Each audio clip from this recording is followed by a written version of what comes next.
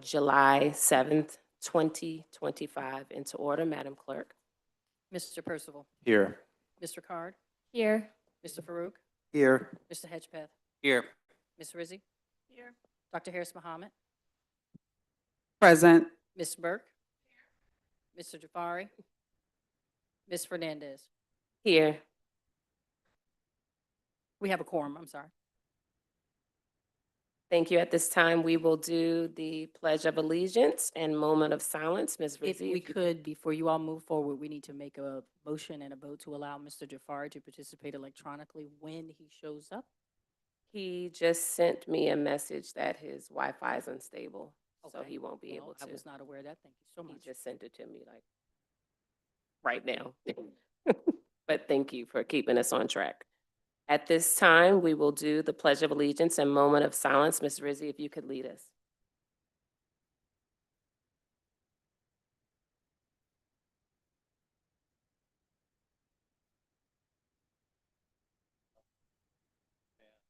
One nation, under God, indivisible, with liberty and justice for all.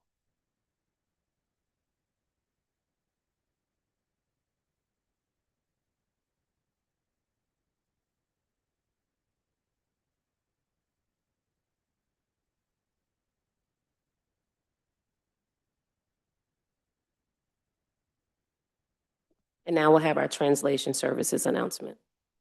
Thank you. Good evening, everyone. My name is Luis Martinez. If anyone here needs interpretation from English to Spanish, we do have that available. We have interpreters in the back with headsets. For anyone that's watching online, we also have interpretation available through Zoom. Buenas tardes a todos. Me llamo Luis Martínez. Si hay alguien aquí que necesita interpretación del inglés al español, tenemos audífonos disponibles. Y para los que estén viendo por internet, también tenemos interpretación disponible en Zoom. Thank you, everyone. Thank you. Moving on to 1.04, approve the minutes of June 2nd and June 3rd, school board meetings for 2025. Dr. Harris Muhammad. I move that we accept the minutes from June the 2nd, school board work session, and June the 3rd, school board business meeting. Second. It's been moved by Dr. Harris Muhammad and seconded by Mr. Hedgepeth. Madam Clerk. I'm sorry. Mr. Percival. Yes. Mr. Card. Yes. Mr. Farouk. Yes. Mr. Hedgepeth. Yes. Ms. Rizzi. Yes. Dr. Harris Muhammad. Yes. Ms. Burke. Yes. Mr. Jafari. Mrs. Fernandez. Yes. Motion passes. Thank you. Moving right along to the adoption of the agenda. Mr. Percival. Thank you, Madam Chair. I move that the School Board of the City of Richmond amend the July 7, 2025 meeting agenda to add item 8.04, receive an update on the impoundment of federal Title III funds, and adopt the agenda as amended. Second. Before we vote, where are we placing that item? 8.04.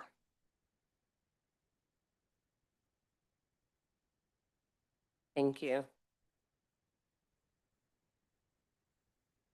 It's been moved by Mr. Percival and seconded by Ms. Burke to adopt the agenda with the amendment included.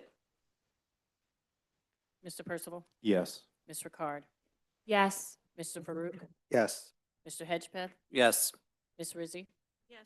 Dr. Harris Muhammad. Yes. Ms. Burke. Yes. Mr. Jafari. Ms. Fernandez. Yes. Motion passes. Thank you. And now for announcements. Mr. Hedgepeth. Thank you, Madam Chair. I'm pleased to announce that I'm going to start a parent-teacher advisory council in the 4th District. If you are a parent of a student or students that go to Huguenot, to Lucille Brown Middle, to Westover Hills Elementary, to Southampton Elementary, or to Fisher Elementary, or if you're a teacher at one of those buildings, I would love for you to join the council, which will meet regularly and You can get me on socials, or you can also email me or text me for details and how to apply. Thank you, Madam Chair. Thank you. Dr. Harris Mohammed. Yes, ma'am. I want to take this opportunity to announce this because we only have one meeting in July. It's that my organization is hosting our 17th annual Back to School rally this year on August the 2nd. We're partnering again with Summerfest at John Marshall High School. If you would like to volunteer, please let me know. You can go on what used to be Hands On Greater Richmond, which is now Send and Engage volunteer website. But we would love to see you all come out and get some school supplies. And we also have supplies for teachers. Thank you. Thank you. Ms. Burke. Thank you, Madam Chair. I'm delighted to announce that this past weekend, Engine Company Number 9 and Associates, you're not familiar with that. That's the first African-American, back then colored, group of firefighters. And this was their 75th anniversary. It took place at Main Street Station. And it was absolutely beyond fantastic and then some. And I was absolutely ecstatic when two of our Richmond Public School students received scholarships, really checks, made out to them, each in the amount of $3,000.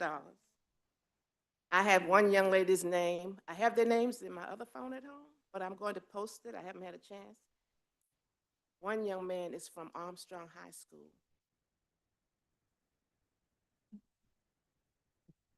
Make sure you use your spirit fingers, guys. Thank you. Get me in We're all excited. Trust me, I want to yell too. Yes. It's great I news. think his name is Zane. I'm not sure. Those persons that are here from Armstrong. And the other young lady of whom gave an impressive story, her life story is, by the way, the young man from Armstrong is going to Norfolk State University. Okay. And the young lady who is one of the top students at TJ, and she's going to Hampton University. So I was just carried away by that, and if I find the names before I leave, I'll share them. My other announcement is this morning, the superintendent and myself participated in the announcement press conference for our 8th annual East End Festival. And this festival will take place this year, as it did in the last year, on September 27th, 2025, at Chimborazo Park. All are invited, it is free. And the purpose of this festival is to support all of the schools in the East End with the arts. It's a free event, but we look forward to sponsors and persons. In fact, I see one of our entertainers in the audience tonight, a former Kennedy student that will participate this year as well. But we have vendors, we have over 1,000 some odd people. So we invite everyone to come out. The all-city band will perform. We have some well-known artists, Saxmo Gates and others to perform as well. So please put that date on your calendar, September the 27th from noon until 7 p.m. And the peak activity this morning with the press conference was our young man, 8th grader from Franklin Military Academy, Dustin Scott, performed the Star Spangled Banner and Lift Every Voice and Sing. And I must tell this, of course, everyone stood when he performed. When he finished, when Dustin finished, angelic voice, and sat down, the audience was all still standing. I had to share with them, like you do in church, it's okay, sit down. We were just mesmerized. So I know that he will be performing on that date as well, September 27th. And the last announcement is August the 7th, the Ultimate Backpack event that takes care of every student in Richmond Public Schools. And we also give to the Title I schools in our surrounding neighborhoods. This is sponsored by CoStar and many others, and VCU alum. So if you want to volunteer, it's at the convention center, but I probably will put it on my website, and the Ultimate Backpack also has volunteers as well, a site for that.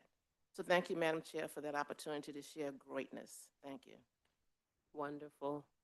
we have Mr. Farouk, and then we'll circle, and Ms. Rizzi, and then we'll circle back around to you. Thank you, Madam Chair. I just want to announce that on Sunday, July 20th, Shalom Farms, which is one of our important nutrition and food providers, will be having their open house from 1 p.m. to 4 p.m. at the North Side location. They're going to be having a tour of the fields, cooking demos. You'll have a chance to shop at their mobile market. You can grab a bite from local food trucks and connect with neighbors and partner organizations. This is one of our important partners in the city, and of course, everyone in the region is invited, but especially would love to see my neighbors in Northside there. So bring your kids. There'll also be local artists there that'll be doing crafts for children. Thank you so much, and would love to see you all. Thank you, Ms. Rizzi.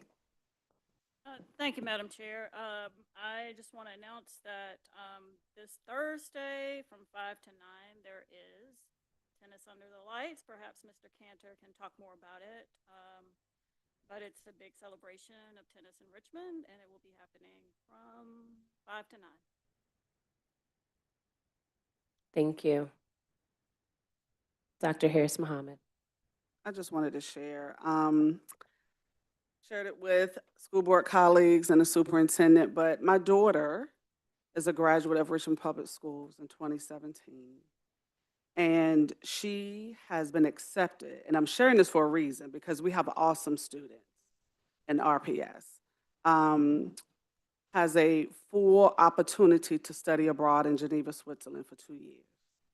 And so when I was sharing that, and I saw some of her former people that have watched her grow up, Dr. Vaughn, who is here, watched my children grow up.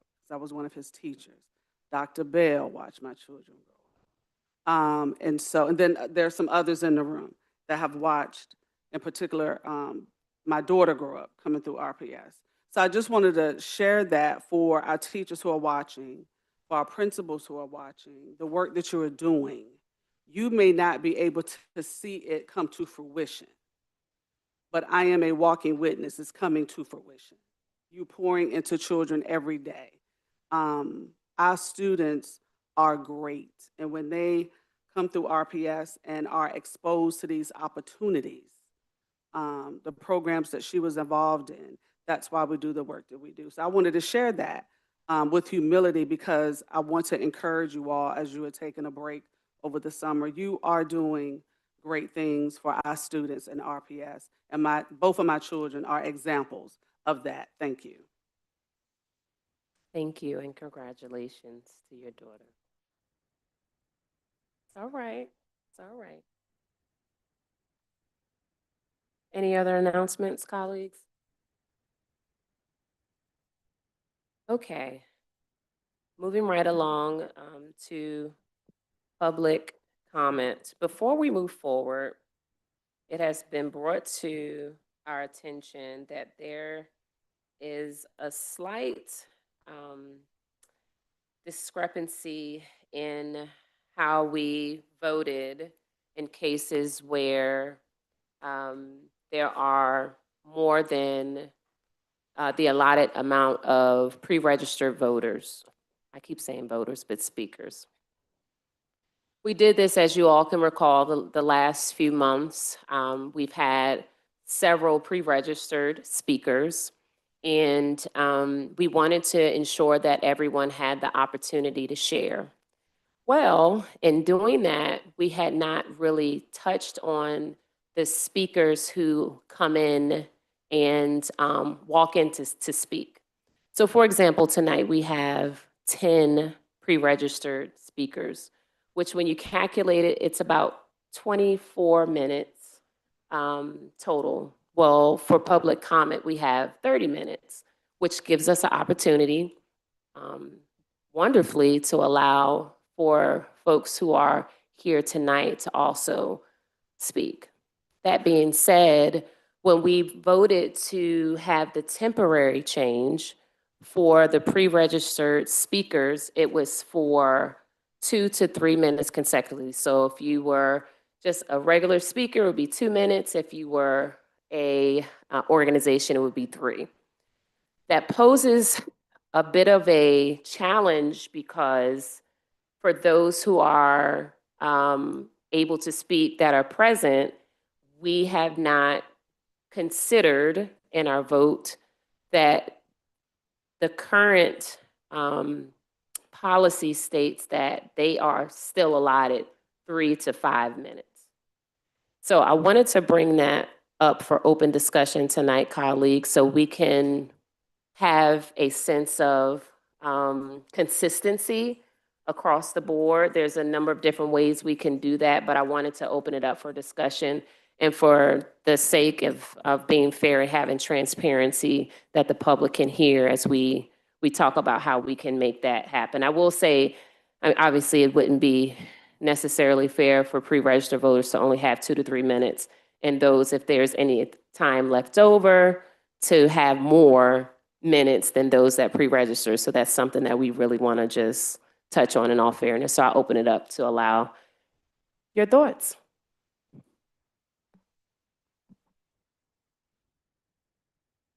Dr. Harris Muhammad.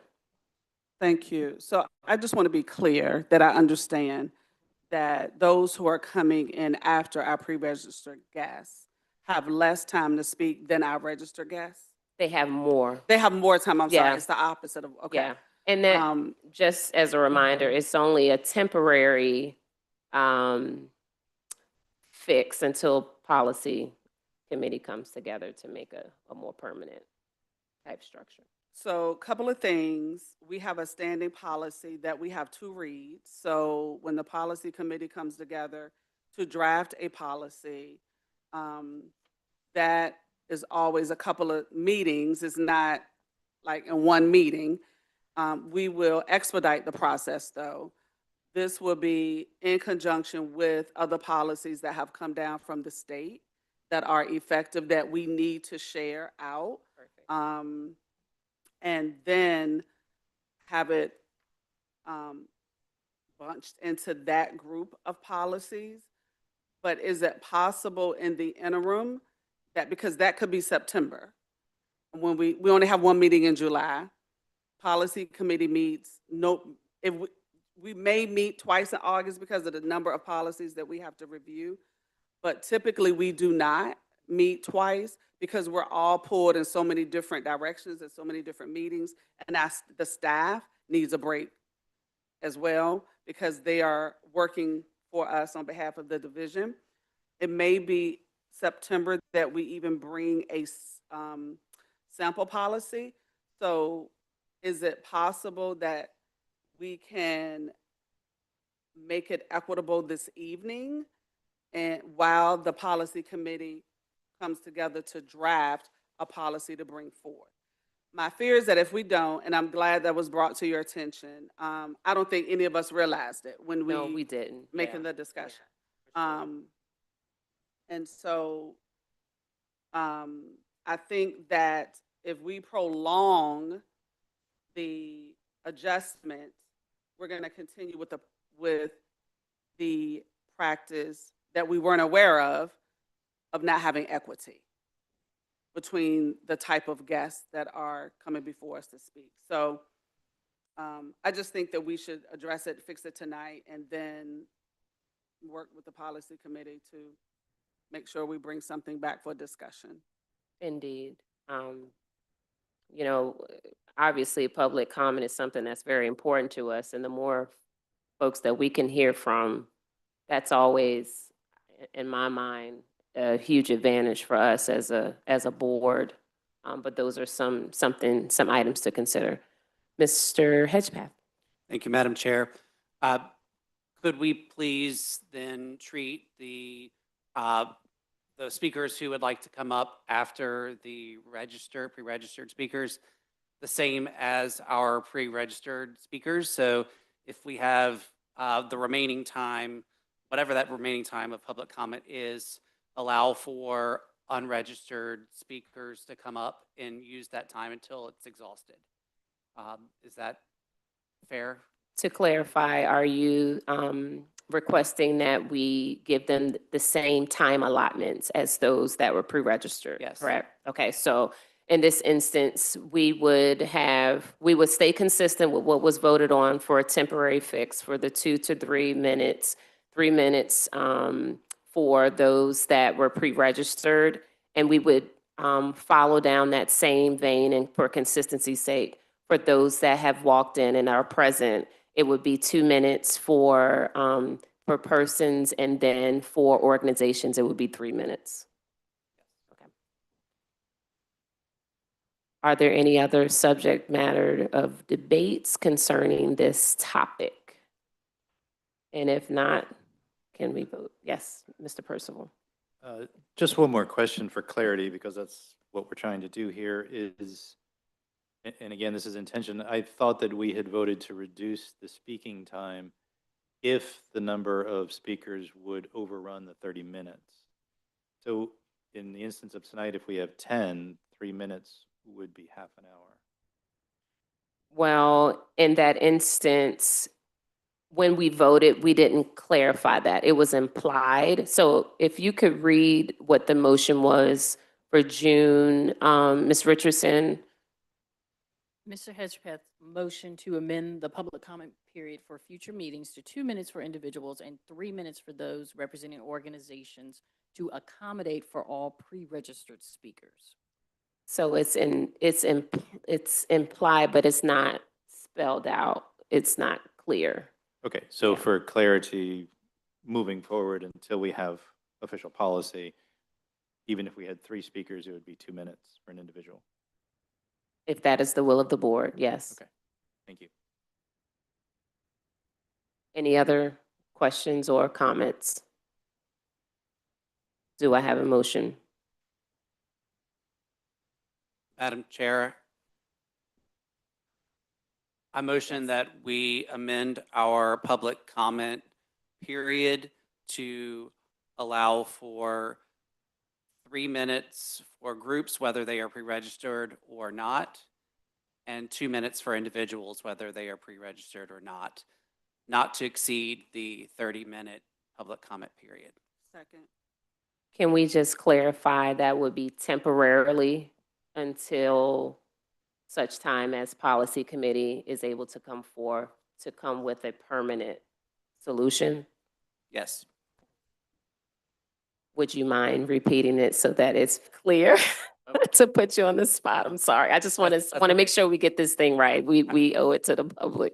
I motion that until the policy committee presents the board with a new updated policy for public comment, that we allow for speakers, whether they are registered or not, as individuals, to have 2 minutes, and speakers who are representing organizations, whether they are registered or not, to have 3 minutes, but not to exceed our 30-minute allotted period for public comment. Second. It's been moved by Mr. Hedgepeth and seconded by Dr. Harris Muhammad, but we do have a matter of debate. Mr. Percival. Thank you, Madam Chair. I do love to beat a dead horse. In the prior meetings, the impetus for this vote, we also extended the public comment period from 30 minutes to, I believe, an hour, 45. 45. So with this motion on the table, we would be locked into 30 minutes. Your policy gives you the latitude as it exists to adjust it at your leisure, depending on circumstances. Okay, I'm fine with that. So should we remove the piece on 30 minutes or keep it in? Probably better to leave it in that. Leave it in? point. Okay, okay. All right, so we're at a vote. Ms. Richardson? Mr. Percival, Yes. Ms. Ricard, Yes. Mr. Farouk, Yes. Mr. Hedgepeth, Yes. Ms. Rizzi, Yes. Dr. Harris Muhammad, Yes. Ms. Burke, Yes. Mr. Jafari, Ms. Fernandez. Yes. Motion passes. Thank you for your patience while we sorted that out. At this time, we do have 10 pre-registered speakers. When I call your name, if you can begin to line up, there will be, is a clipboard with you or on the podium? It's on the podium. Okay.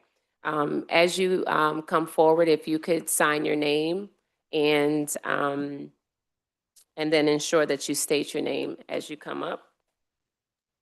At this time, could you please read the guidelines. Ms. Richardson. Conduct of speakers. Speakers shall state their full legal name prior to addressing the school board.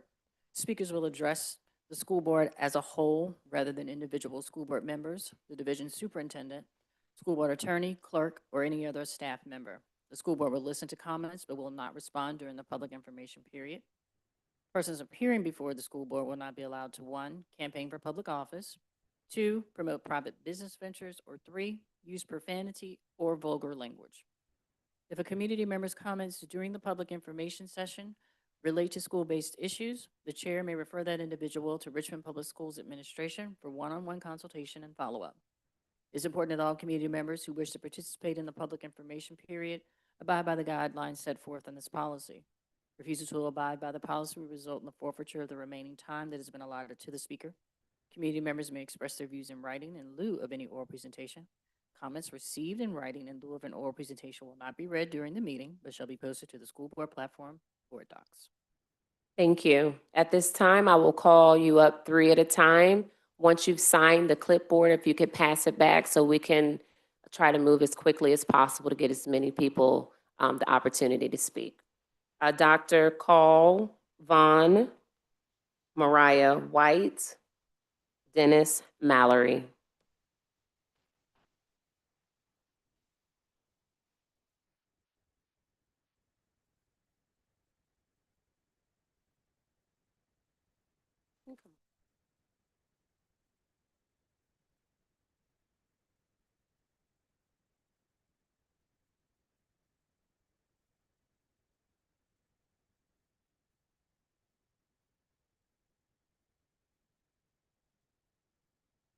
Oh, no, you're up. Dr. Vaughn?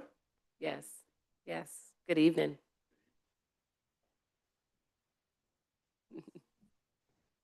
That's okay. Ms. Richardson will keep us all honest on time, so no worries there. Good evening, board members, Superintendent Cameras, and distinguished guests, staff, and community members. My name is Dr. Carl Vaughn. Most folks just simply call me Doc. I'm the founder of Jumpstart U2, a Richmond-based nonprofit focused on community empowerment through education, outreach, and opportunity. But more than that, I'm a proud Richmond resident of over 30 years with deep roots in our schools and neighborhoods. Tonight, I'm not just here to talk about a building, I'm here to offer a solution. We're requesting that the board surplus the former Thompson Middle School so it can be transformed into the Vasilios Education Center, a 24-hour resource hub that supports families, improves student outcomes, and relieves long-term pressure on our school system. This is not about acquisition, it's about activation. Instead of paying $650,000 to demolish the building and over $1 million to keep it boarded up, we're offering to privately fund and repurpose it into a community engine with no cost to the district. Why now? Because the building currently offers no educational value, because the school board already approved its demolition back in 2020, and because the school board's vacant property committee's recent recommendation to renovate the building as a South Richmond swing school at a potential cost of well over $5 million still costs taxpayers tremendously amount of money. But with this center, we meet the moment. Family stability is directly tied to school performance. National research from NCES and Pew in 23-25 shows the link is clear. When homes are stable, students attend more, behave better, and achieve more. And when families face homelessness, the impact is devastating. Students transfer mid-year, miss class, fall behind academically, and carry emotional stress that disrupts learning for everyone. In fact, 52% of homeless students were chronically absent last year. It's not just a family crisis, it's an educational crisis. The Vasilios Education Center will provide transitional housing, family coaching, enrichment programs, and 24-hour access to support, support. 30 aligning, seconds. Aligning perfectly with your goals for equity, wellness, and academic success. We're not asking for funding, we're offering a partnership.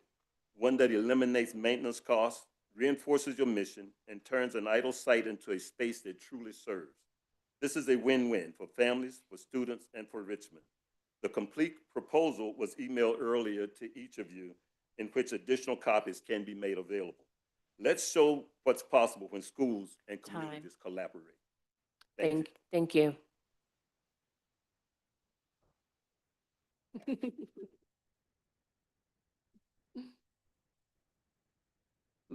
Mariah White, one last call. Okay, Dennis Mallory.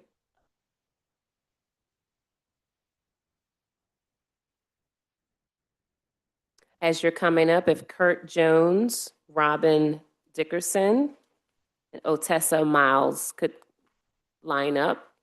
Thank you. Good evening. Good evening, members of the school board. My name is Dennis Mallory. I'm the chairman of the John F. Kennedy High School Alumni and Friends Scholarship Committee, as well as the event planner for the many events that we've been having. A thumb drive was supposed to be submitted as a slide presentation. I don't know.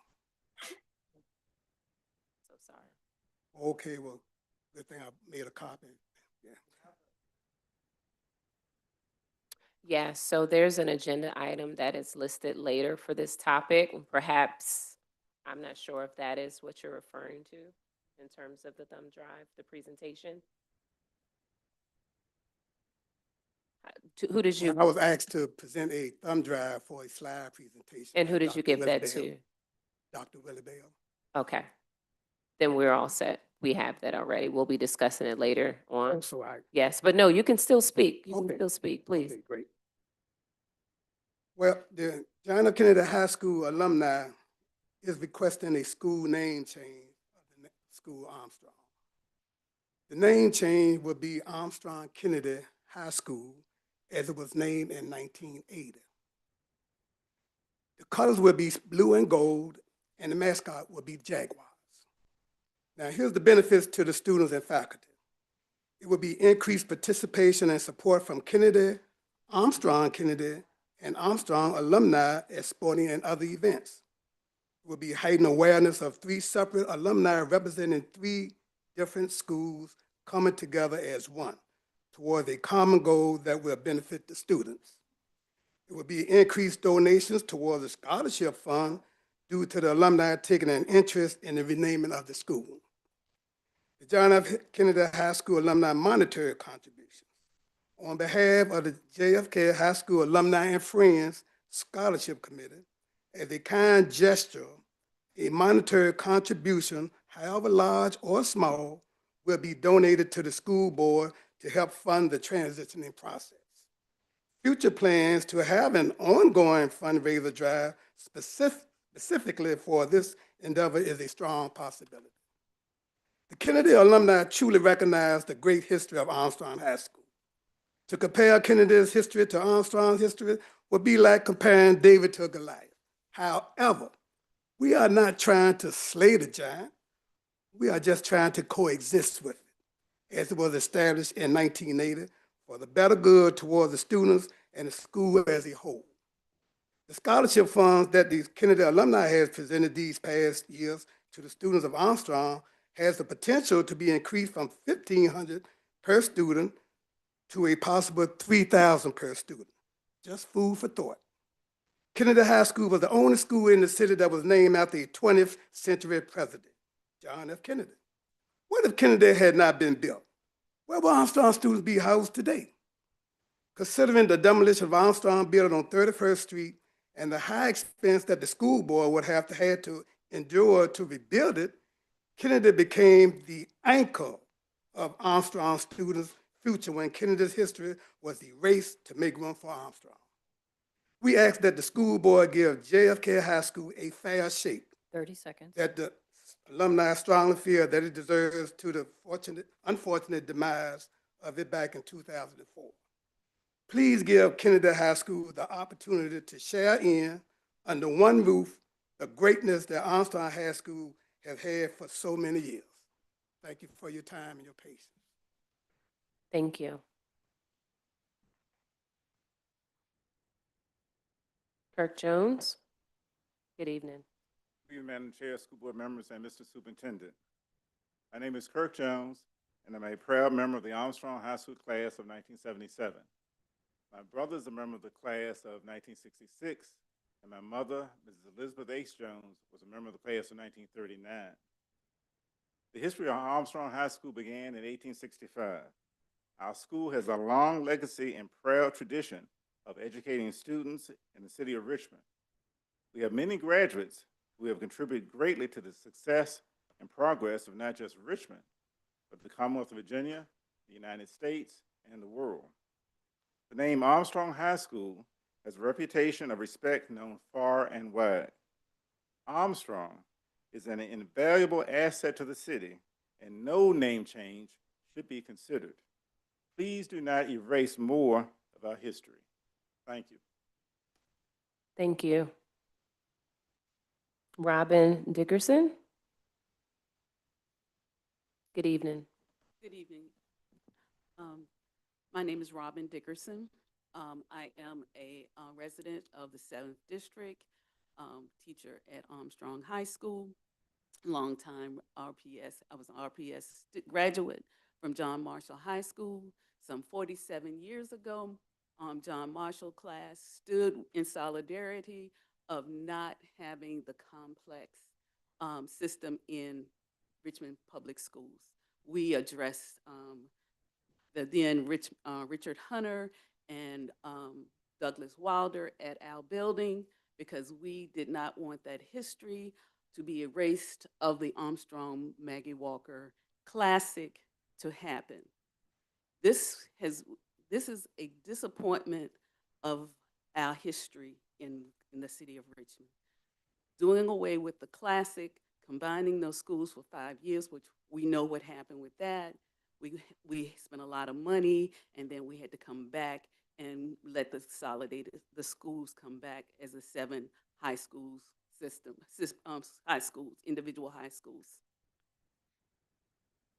As a resident of North 31st Street, whose grandfather lost his horse in a well where the building on 31st Street was built, and I had several relatives who were teachers in that building on 31st Street. 30 seconds. I started my career in that building on 31st Street. We do not want the history of that school erased. We've done enough erasure of history of the Black community in Richmond, the city of Richmond, and the community would like for Armstrong to exist in the community as Armstrong High School, no name change. Thank you. Thank you. Otessa Miles, as you come forward, we'll ask that Dr. Nicole Sparkman, Charles Willis, Marcel Pleasant, please line up and sign your name. Thank you. My name is Otessa Miles. Good afternoon. Good evening. I am a proud Richmond Public Schools graduate, as everyone else seems to be, and I'm also a Richmond Public Schools parent. And so I came to speak about a change that I've heard may be happening at Richmond Community High School, where I have a current student and I have a graduate of Richmond Community High School. And Ms. Renee Blackman is the compliance coordinator there, and it's my understanding that she may be removed from the school to work in another school. And I just came to advocate for keeping her at Richmond Community High School because she has been such a wonderful help during the 6 years that I have been affiliated with Richmond Community because I have a student there. Every time I need help or a liaison or some support, she has been available. And a lot of times our academically gifted students, we don't realize how much other support they need, whether they have diagnoses, whether they have learning differences, whether they have social differences. And she has been such a light and so much support. So I submitted a much longer comment in writing that you can take a look at. But I wanted to give my son, Jazz Miles, who is a 2023 Richmond Community graduate, to tell a little bit about his work with his class. Before he speaks, I just want to make sure I'm following proper protocol from it. Can we in, how do we handle him speaking as well as her? She's pre-registered. He is as well. He is as well? Okay. Okay, well, state your name for me, please. Good afternoon, everybody. My name is Jazz Miles, and good afternoon, members of the school board and Superintendent Cambris. I'm a proud RPS graduate. I attended Richmond Public Schools from preschool all the way to 12th grade. It was an amazing experience, but somebody who made that experience even better and more meaningful was Renee Blackman at Richmond Community High School. From the second I walked in the door there, she was a support system for me. She helped me through some of the struggles every high schooler goes through, and she's gone above and beyond and make my experience incredible. And I want her to continue that work at Richmond Community High School. As my mother mentioned, often students who are seen as gifted are often overlooked in other capacity, and she really helps prioritize our mental health at the school. And she's been a huge light in my life. You know, ever since I graduated from there, we've kept in touch, and I've gone on to do things that I never saw myself doing. Right now, I'm at Howard University. I've been able to maintain a 4.0 GPA. And she's been a tremendous, she had a tremendous impact on me, and I want to continue to have that impact on students at Richmond Community High School. So thank you for your time. Thank you. Dr. Nicole Sparkman. Hi, I'm Dr. Nicole Sparkman. This is not my first time here. Hi, everybody, again. I did not write a speech because I wanted to look into your eyes. I wanted you to look into mine. I wanted you to understand why I'm here. I'm here on my vacation because I love Armstrong High School. I love the staff that I work with. I've been a teacher for over 20 years. I know that employee relations or your coworkers, the people that you see every single day, are the most important because they make the job doable. As hard as it is to be an Armstrong High School teacher, it has been a rough few years, and we are coming out of it. We are doing well. Our students are doing well. It's not perfect, but we're a family. To remove a third of one department, I mean, I'm not a math person. I have a math disability, so I just dibble dabble, but that seems like a lot, even with the math disability. So I'm just like, if 3 of you guys were sent somewhere else and those duties were put on the other 6, what would that do to you guys? What would that do to your impact? You know, I know that's a smaller number, but 8 teachers, and there's more. We already lost 2. That's like 10. So 10 members of the same department, you're destroying us. There has to be another fix. You can't 30 cut seconds. off an arm and give it to somebody who doesn't have an arm and think that all you're doing is transferring the hemorrhage. So we are cool on Cool Lane, and we want to stay cool on Cool Lane. So please revisit the decision to remove our teachers, our family members. Thank you. Thank you.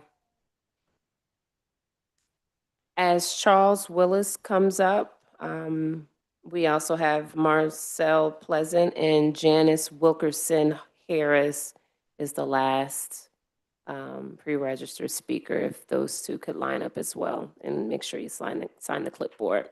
Thank you. Madam Mr. Chair, Willis. if I don't get in trouble, I offered the lady to be a gentleman to go before me, but I do believe in following order also. Sorry, I wasn't a part of that conversation. My apologies. Obedience is better than sacrifice. You call my name, I'm here present. Sir. My name is Charles Willis. To the board members that I have not met or seen, I am a very esteemed and proud graduate of John F. Kennedy High School. I want you to know that straight up. I served as the drum major, so I was part of that spirit of the school. One of the things, I wrote a speech, but I'm going to do like the last young lady that came up. I just want to look right at the board members and close this book and just keep it real. 3-4 years ago, Dennis Mallory and some of the folks we got to talking, my class of 7 to 8, we got to talking about how disappointed we was that the history of John F. Kennedy High School was being eliminated, how folks were graduating, and if you came to Richmond, you wouldn't even know that a John F. Kennedy High School exists. You just didn't know it.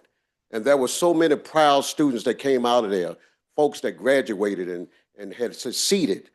but our history had been erased. We were promised that the things would be kept and all of the artifacts would be kept, but the history had been erased.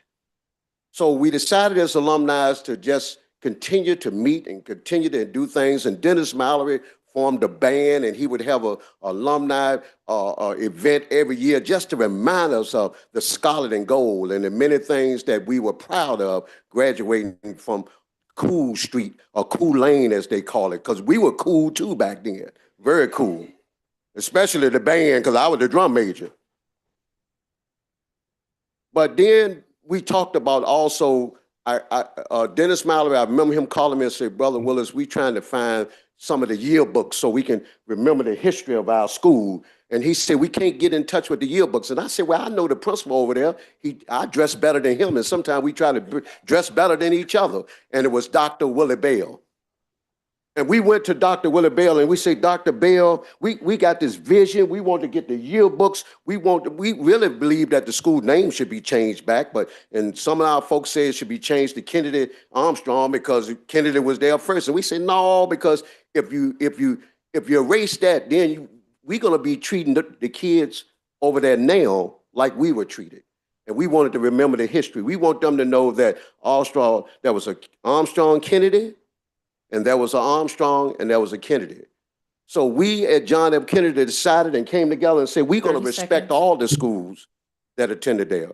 And then we met with Dr. Cheryl Burke, and we shared that idea with her. And then we also met with other members. We even met with the family of Dr. Dorothea Winfrey. She's 100 years old, Pastor Winfrey's mother. We met with Reggie Malone, met with Bill McGee. We met with Dr. Lucille Brown. We even met with folks from Atlanta and New Jersey to share ideas. And I want to share with the board today that nobody was against changing the name back Time. to Armstrong Kennedy. God bless you.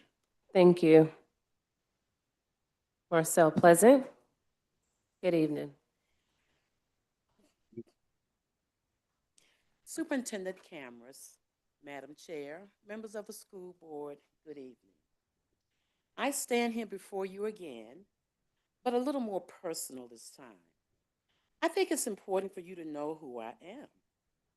I spent 12 years as a student in Richmond Public Schools, where I graduated from John Marshall High School during the first year of busing, a long time ago.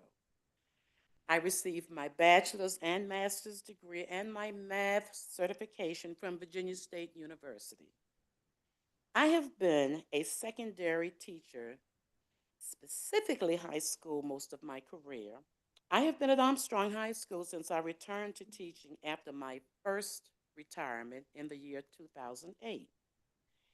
As an Algebra 1 teacher for the last 13 years, please know I am so proud of my accomplishments with my students over these many years. Many of my students, general ed and special ed and EL students, have passed the Algebra 1 SOL under my leadership. I am very, very proud of that. And this past year, I had quite a few to score above 450. So I really feel like I'm making serious progress with my students. Now, I feel I have reached a point in a very long career 30 seconds. where, very long career, but rewarding career, where I can make a difference for many of the teenage students in Churchill. Now, I am definitely not at a point in my career for a restart. I am 72 next month, as a restart of this magnitude. Moving me to elementary school is not somewhere I feel comfortable or where I can continue to excel. Time. Yeah, it's true. Thank you. Sorry, your time is up. Okay. Thank you for sharing. Janice Wilkins Harris, good evening. Good evening. My name is Janice Wilkins Harris. I would like to address the school board. I'm coming to you as humble as I know how. We, the special education team, Armstrong High School, hope that you will maintain our team. Again, let me say that. Maintain our team at our school. We have established relationships with our students, parents, and the community. We feel that these students have faced many obstacles in their lives. We, as educators, have worked hard to make their transition to life after high school meaningful so that they may become better prepared citizens, whether in our city or anywhere in our country. Teamwork, as we all know, makes the dream work. I want you to know that we 30 seconds. are cool on 2300 Cool Lane. Thank you. Thank you.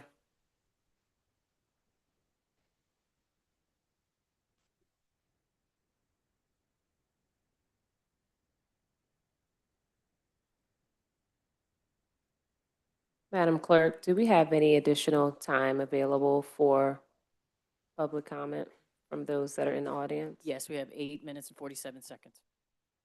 At this time, if there's anyone that would like to speak, we will try to get as many people as possible.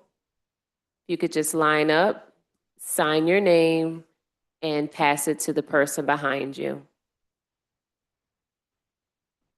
Once you come up to the podium, if you could state your name for us as well, we would greatly appreciate it. Thank you.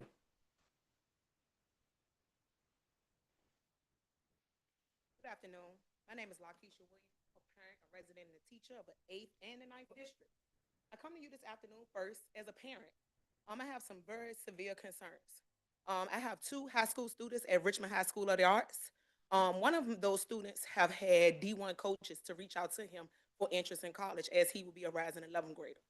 According to the VHSL website, he doesn't have any stats. He doesn't have any film. And apparently those things are required for students who play athletics and sports. The second thing is I see that the 4x4 block schedule is a discussion that is up. Once again, the same student, he's on an honors track.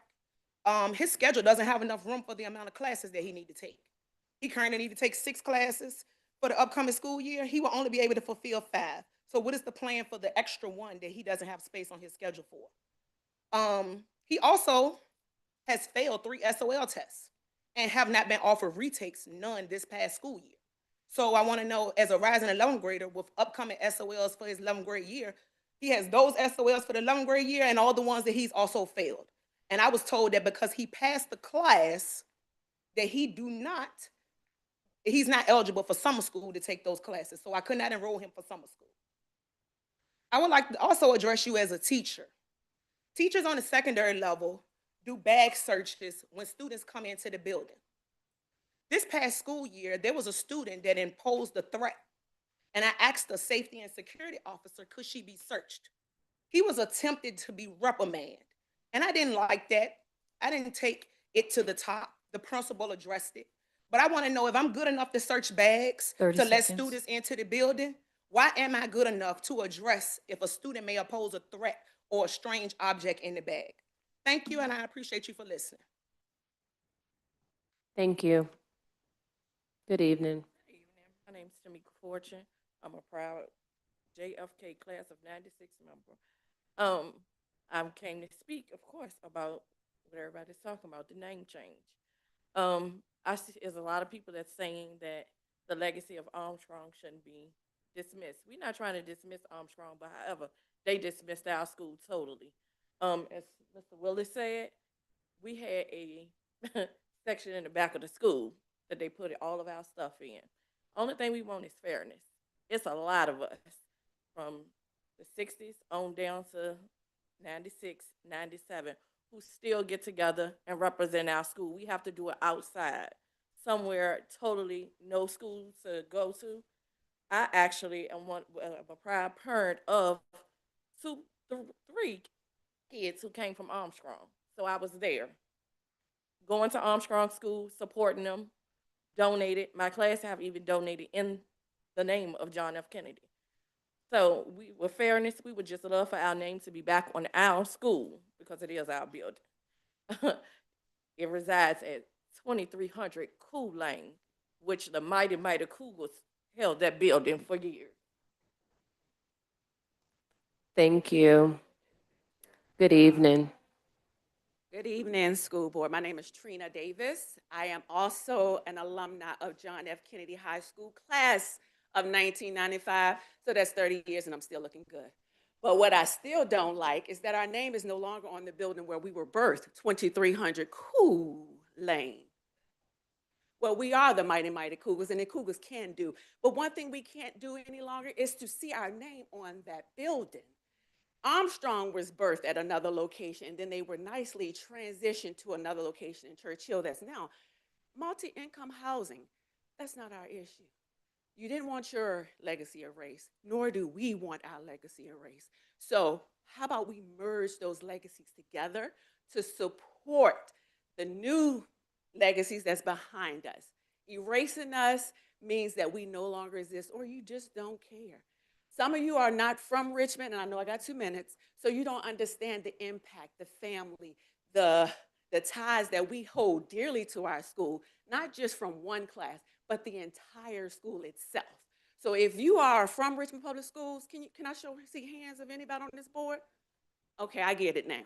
So you don't understand that what you did was disrupted a family of red and gold, scarlet and gold, excuse me, the home of the Cougars.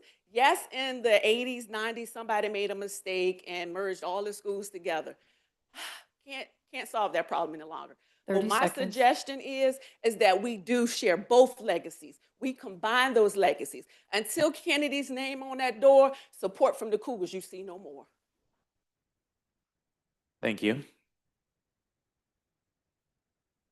Well, good afternoon. Good evening. My name is Paula Williams, and I am a proud graduate of Armstrong Kennedy High School, class of '84. I am the product of merging Armstrong and Kennedy together. My family that reigned from 1980 to 1987 are products of that merge. We know that it worked then, we became a family then, it can become a family again. Instead of erasing the history of either building, how about emerging and rising up the history of both and merging them back together to form the blue and the gold, the Armstrong Kennedy Jaguars. You did not you all, but your predecessors did a disjustice of removing the history of John F. Kennedy Cougars. We realize that. But the bigger injustice is not bringing the children together. My class, we fought for this 20 years ago. 20 years ago, we fought for this, for the merge of Armstrong and Kennedy so that no history would be erased.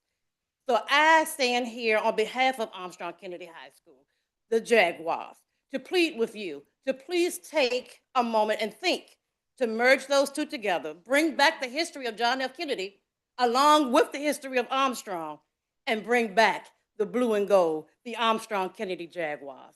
Thank you. Thank you.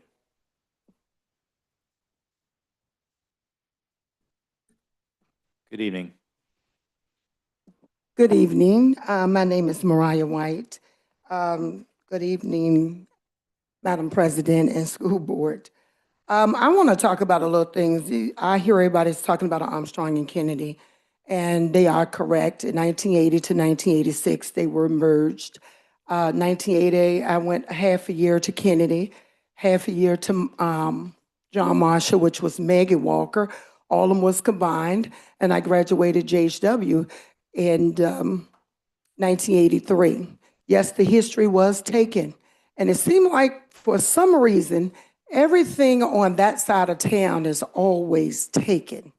They're taking now the sped teachers from one of the schools over there that is greatly needed.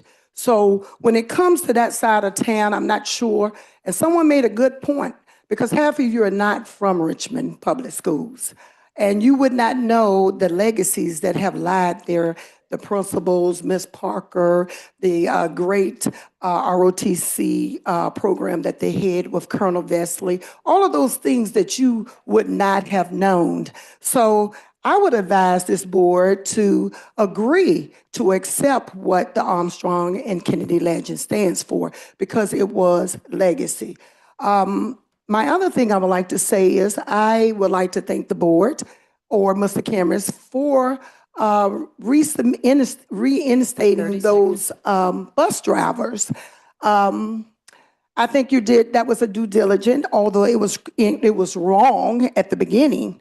The last time I was here, I watched bus drivers cry, distress, all of these things.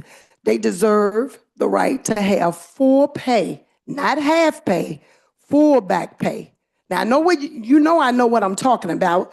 I need full back pay, not half back pay. Time. Because when you had the Thank you. human resource over Thank there. you, Ms. White. Your time is up. Thank you. She just said time. 2 minutes.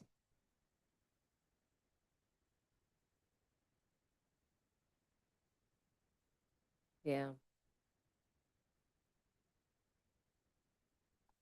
Never mind, I'll come back as an organization. Thank you. Okay, as we move forward in the agenda, our esteemed colleague, Mr. Jafari, is now able to receive his Wi-Fi. And so we want to get a motion to allow Mr. Jafari to participate virtually via Zoom as he is currently out of town. Do I have a motion?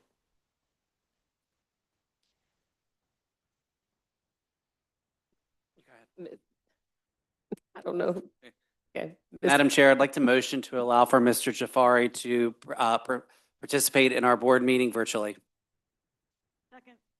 It's been moved by Mr. Hedgepath and seconded by Ms. Rizzi. Madam Clerk.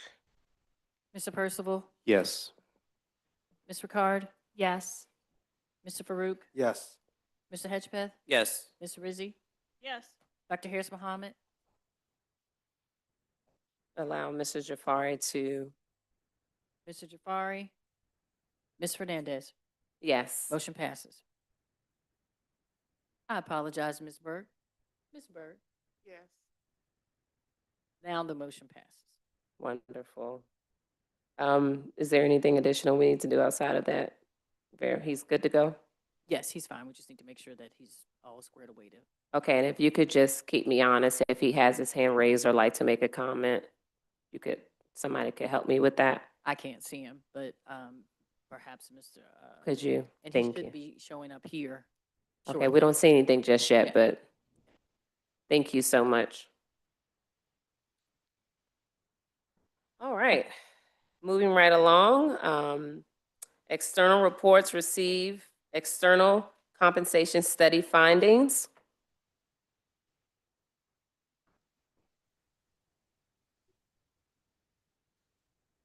Hi, good evening. Well, thank you. Take the PowerPoint just a minute to start up. You can move forward. We're just working out some technical difficulties behind the scenes, but you're totally fine. Thank you for having me here today. My name is Stacy Witchell with Evergreen Solutions, and I'm here to present the update on the classification and compensation study. I've got a presentation. We'll walk through the process, walk through the project, give you the findings along the way, and then the recommendations. If you have any questions, please don't feel like you have to stop and wait till the end. I'm happy to address them during the presentation.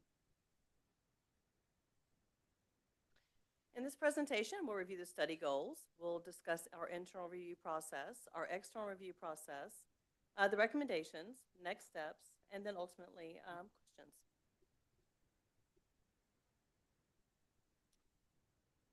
With our project, a classification and compensation study, what the organization's goals were to conduct a review of your internal classification and compensation system, to look at your system, how you're using it, the strengths and weaknesses of that system, to see how employees are aligned in that system, how classifications are aligned in that system, And we're looking for any areas we have concerns related to internal equity or just inconsistency in how positions are aligned. Part of that, we do what we call our assessment of current conditions. We conduct an employee outreach, and then we also conduct what we call our job assessment. And that's where we'll get into that a bit more later, but we allow employees opportunity to tell us more about their given positions. From an external standpoint, we're looking at your peer organizations, because your goal here is to make sure you're as equitable as you have as much market equity as you can and be as competitive as you can afford to be, given your peers that you compete with for quality staff. Recommendations is where we bring all of that information together to produce recommendations to provide the division with a system that's equitable both internally and externally. When we conduct our assessment of current conditions, the first thing we start off with is a review of your data. So we collected all of your employee data, your salary schedules, your classifications, your pay plans, and did an analysis. What we found is you had 2 salary schedules with 98 pay grades. The schedules evolved over time as bargaining has come into the district. That system has adjusted and been adapted to accommodate. You've got 361 classifications representing about 3,800 employees. Your 2 plans are your unified plan and your instructional plan. Your average published range spreads for your plans are about 54% for your unified, and then about 70% for the instructional. And I say published because the division has out of practice, a history, allowed people to progress beyond the maximums. So they're not held to that maximum of each one of the pay ranges.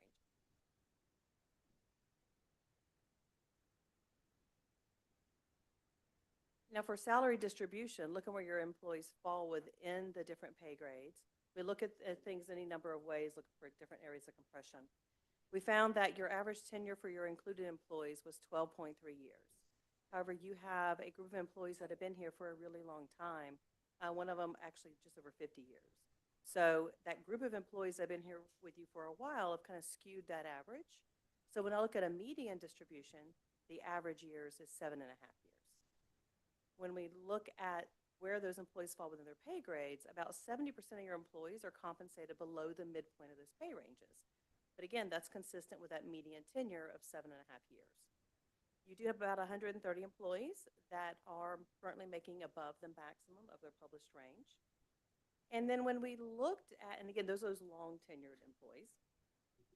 And then when we looked at the quartile analysis, so we looked by each of the pay grades up into quartiles and looked across those quartiles, the first, the second, the third, the fourth there, the average tenure in each one of those quartiles does continue to increase, like we would expect to see as people advance along in a step system like what you have right now.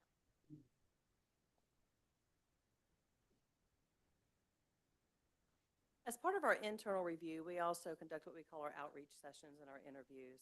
As part of this, we also administered an anonymous survey to all of your employees. It was an electronic survey. We had over 1,400 participants in that anonymous survey.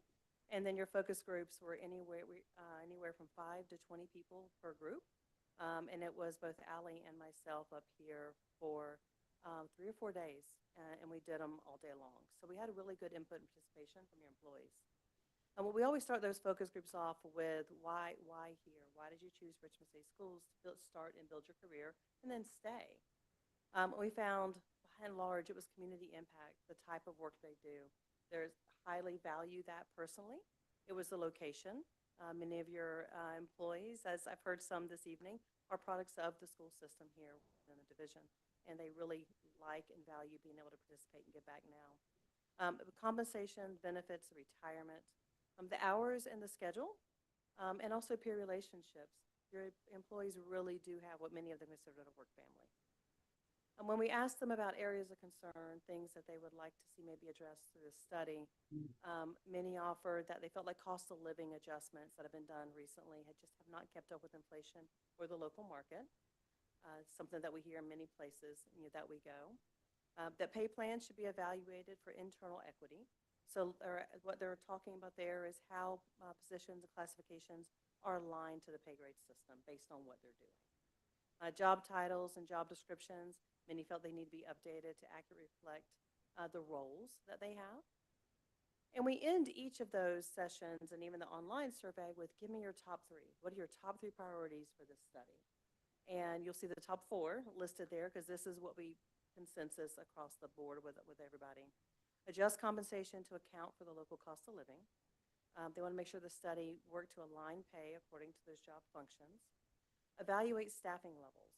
There was a request across the board that many people felt that they needed more help to get the work done, that folks felt that they were a little stretched. And then wanted to make sure that they were competitive in relation to your local market.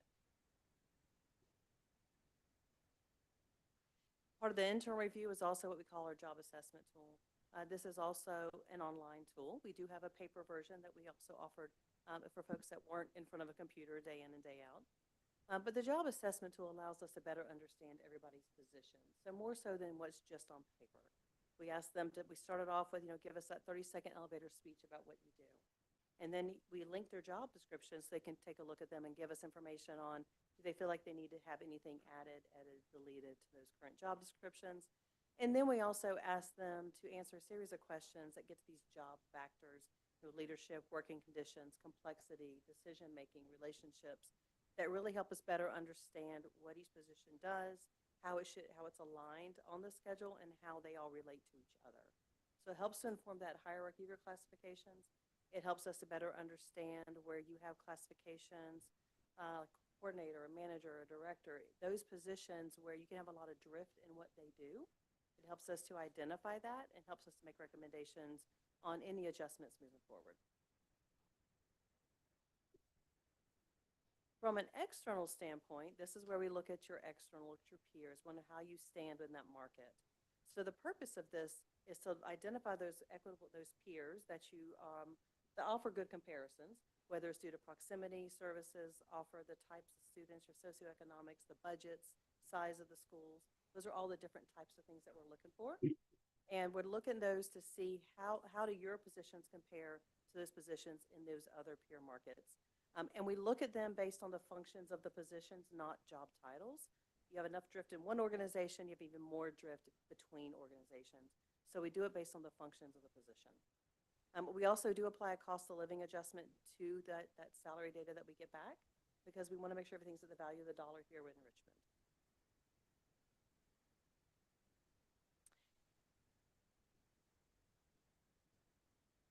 Better? Okay. So for your market peers, that's loud. All right, so for your market peers, here's your list of your peers that were selected for this study. This was a collaborative effort with your project team.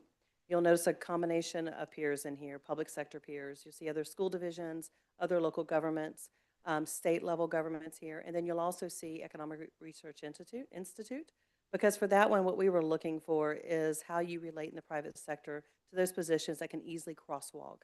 The trades are a great example of that. So your HVACs, your mechanics, plumbers, electricians, we want to know how you compare to them in the private sector. So that was 20 peers on that list. We did get data from all of those peers. We had 122 classifications that were used as benchmarks for the study. Like I mentioned earlier, we also were looking at job functions, not titles. So about 74% of those positions had good quality matches amongst your peers. If they don't match good, if they aren't fundamentally doing the same thing, we don't include them in the data. So it gives you a little more than 870 data points with a match count of almost 10 per classification. So when we pull all that data together and do the analysis, what this results is showing you here is we looked at your data at the 50th, the 60th, and the 70th percentile. So again, standard distribution across a bell curve, the 50th percentile, 60th, slightly more competitive position, 75th, you're kind of getting to that leading edge of the market. And you'll notice that the 50th percentile, at the market minimum, you're actually leading by 6.4%. At the 60th percentile, you're leading at 3.2%. As I get to that leading edge of the market, you're just below market at 1.3% behind. You'll notice that your midpoint and maximums are there also.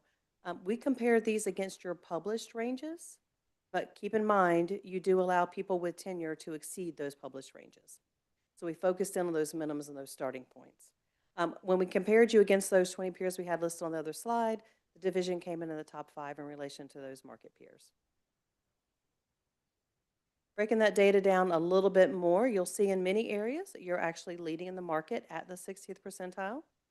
Your clerical admin support staff, you were slightly behind the market, 2.4%. And your trades, slightly behind the market at 1.6, almost 2% there. Everywhere else, you were leading the market again at that 60th percentile. Little further breakdown here, two of the positions that we pulled out just for the purpose of the presentation here. You look at your bus operators, you got 11 peers that we were able to compare the bus operators to. That bar going across the top at 25 is where Richmond is. The rest of your peers are, you'll see, falling slightly behind that bar.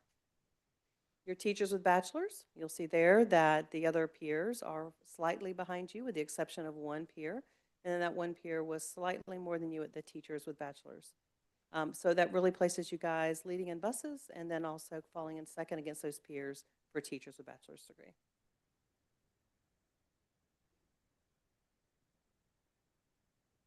So when we bring in that internal and external data together, we run a regression on that analysis from both of those components.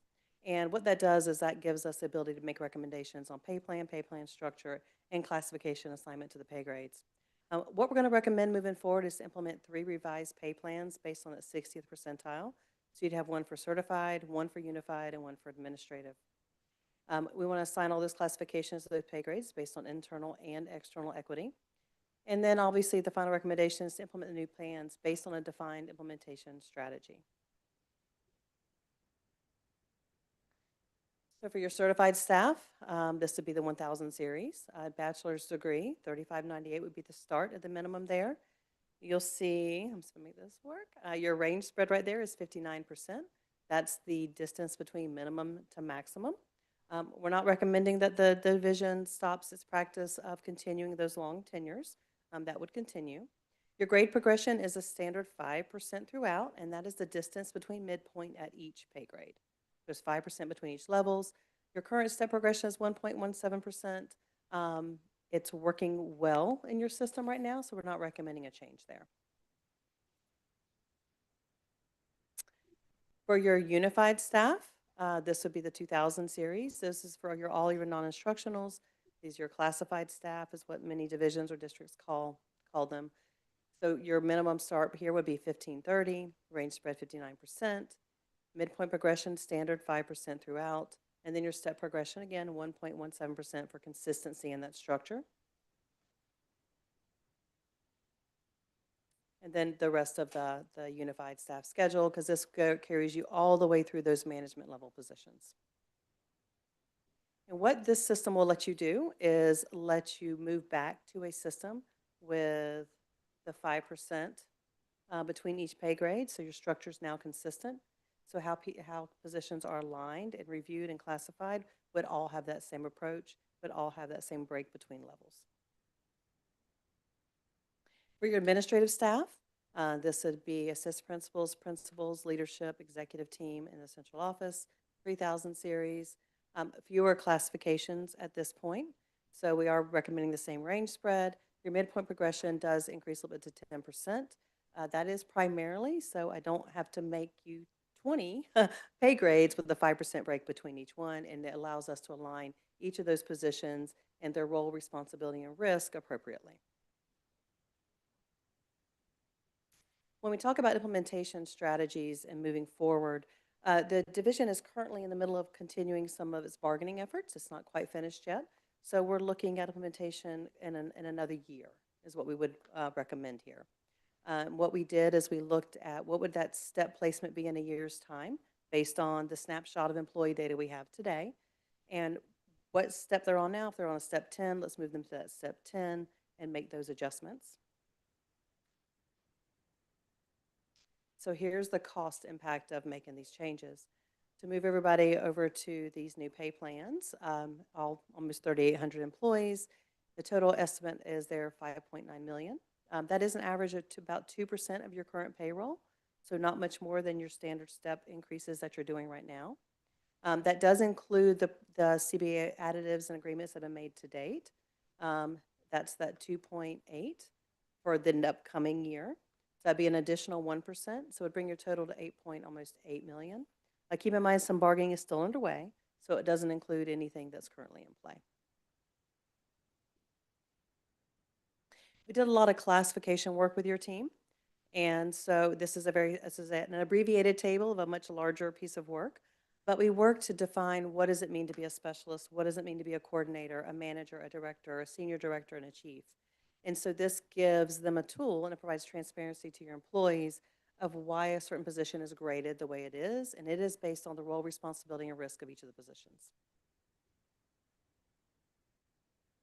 Recommendations moving forward.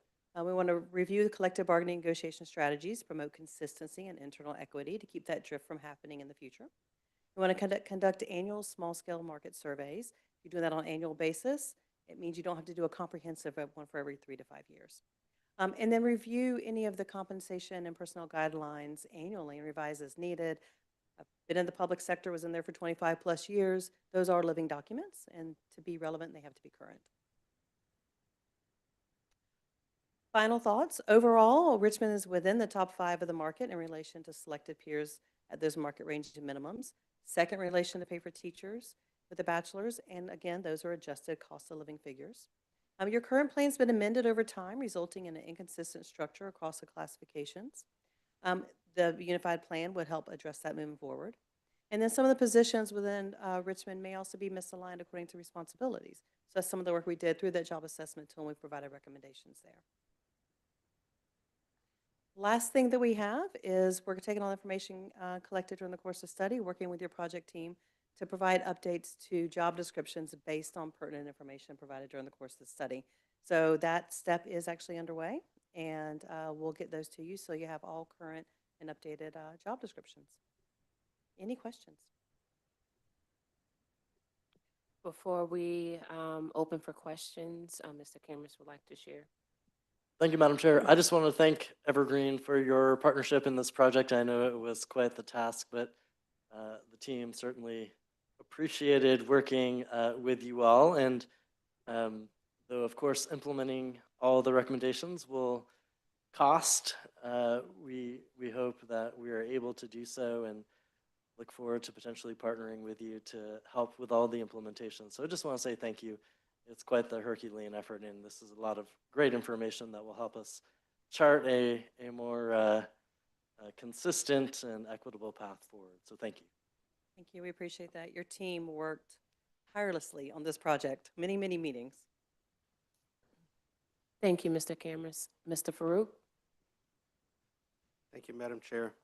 So at the beginning, you mentioned that we currently have 2 salary schedules and about 98 pay grades. And with your recommendation is to roughly half the pay grades, is that right? So we'd have about 50-ish?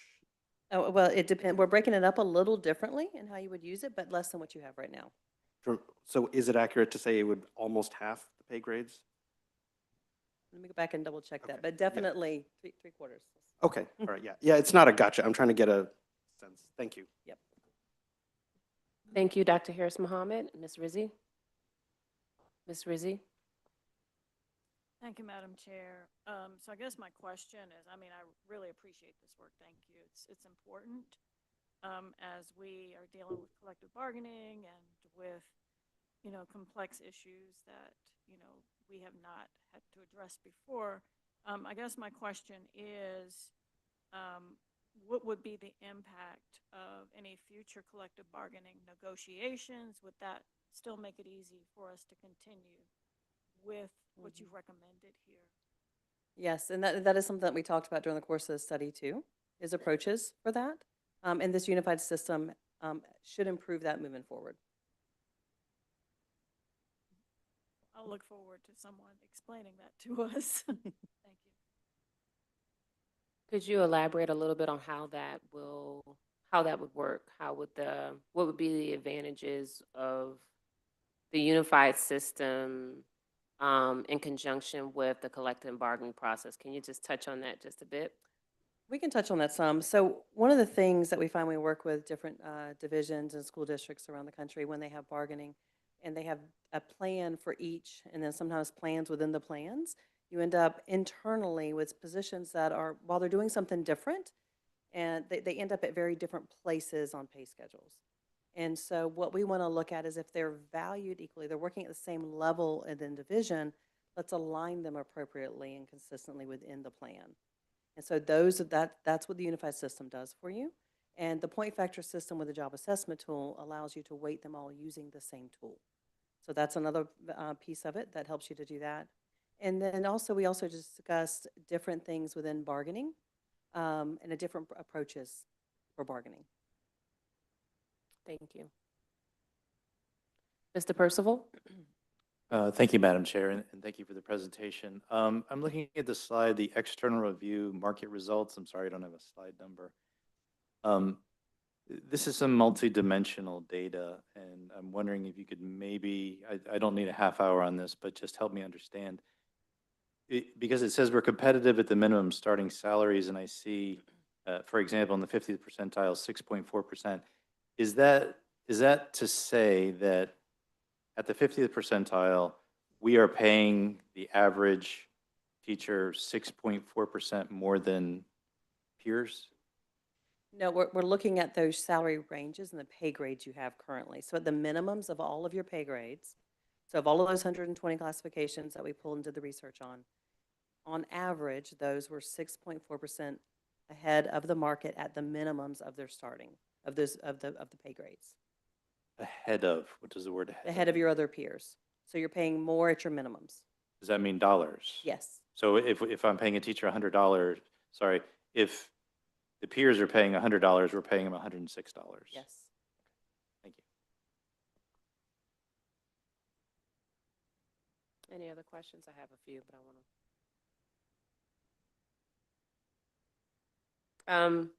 I really appreciate the time that I was taking for this presentation.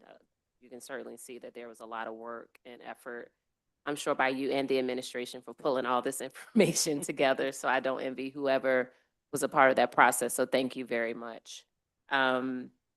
You answered one of my questions, which I got a chance to speak with you as it relates to the unified plan, which I was really excited to hear, which is why I wanted to ask that clarifying question so that everybody else could kind of understand some of what was shared with me. But and I'm excited to see how that will play as an added value to the collective bargaining process, because that's an extremely important process that we truly believe in as a board. And think it's important that whatever we put into place adds value to what's already being established through collective bargaining. My question was around the dollar figure that was posed. I forget which slide is on. Please forgive me. I normally write down my numbers, but it escapes me.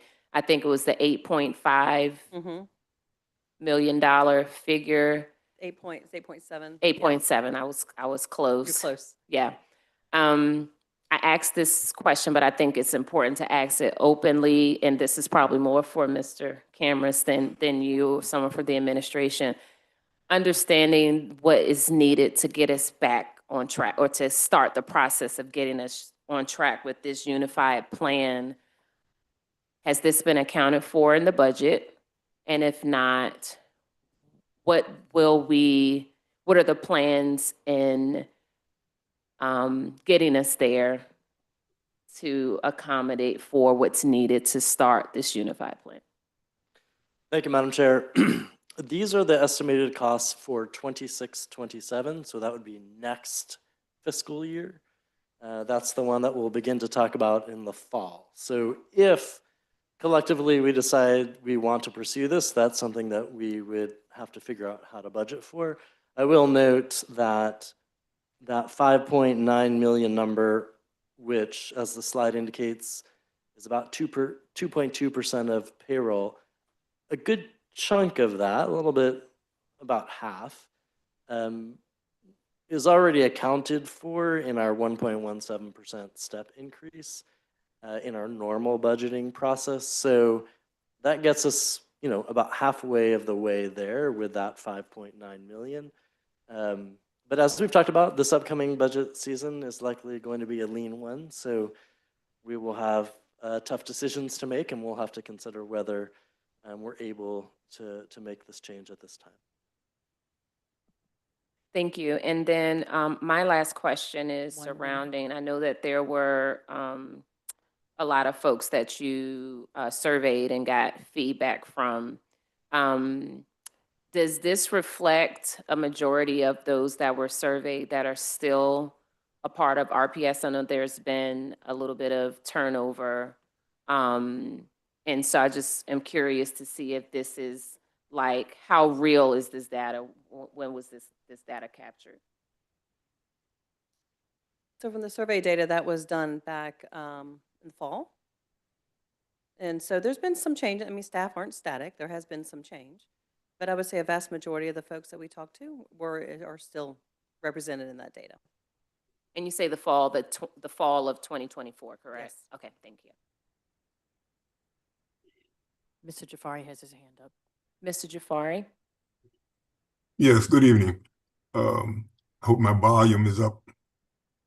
Good evening, Ms. Whitechel, and I want to thank the board there and Dr. and Superintendent Cameras for the Zoom meeting that was held last week.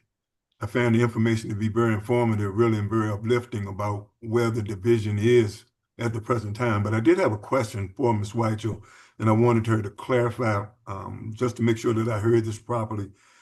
She was looking into one part of the study, which was identifying or attempting to identify whether there were duplicated positions. And I guess, first of all, the first part of the question is, did I hear that right?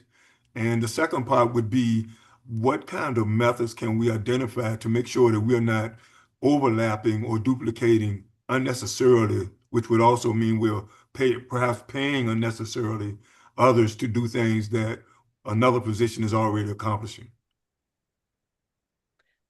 So there's a couple of things there in your question and comment. We looked at all the positions that we have for the job assessment tool. We looked to see what the individuals were doing within those positions, and if they were working beyond what that job description said or different than what their peers were doing in that same classification.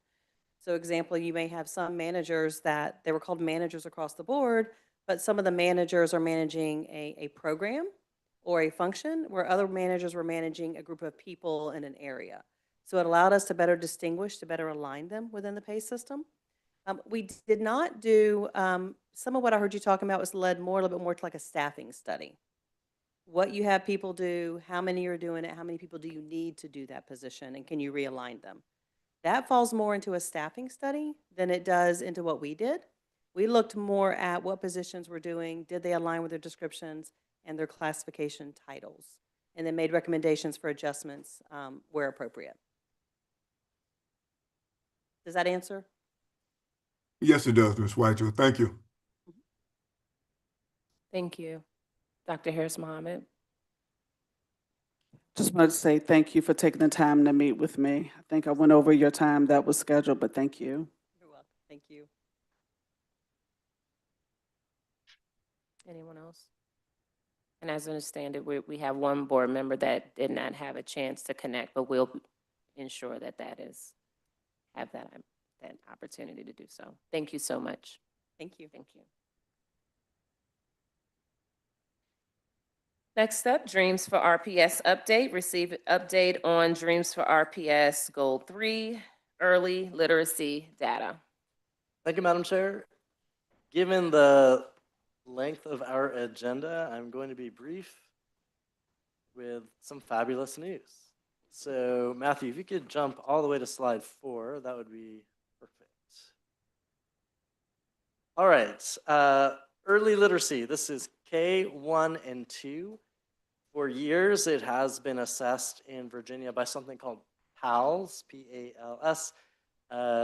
This fall, we moved to VALS, which stands for the Virginia Language and Literacy Screener.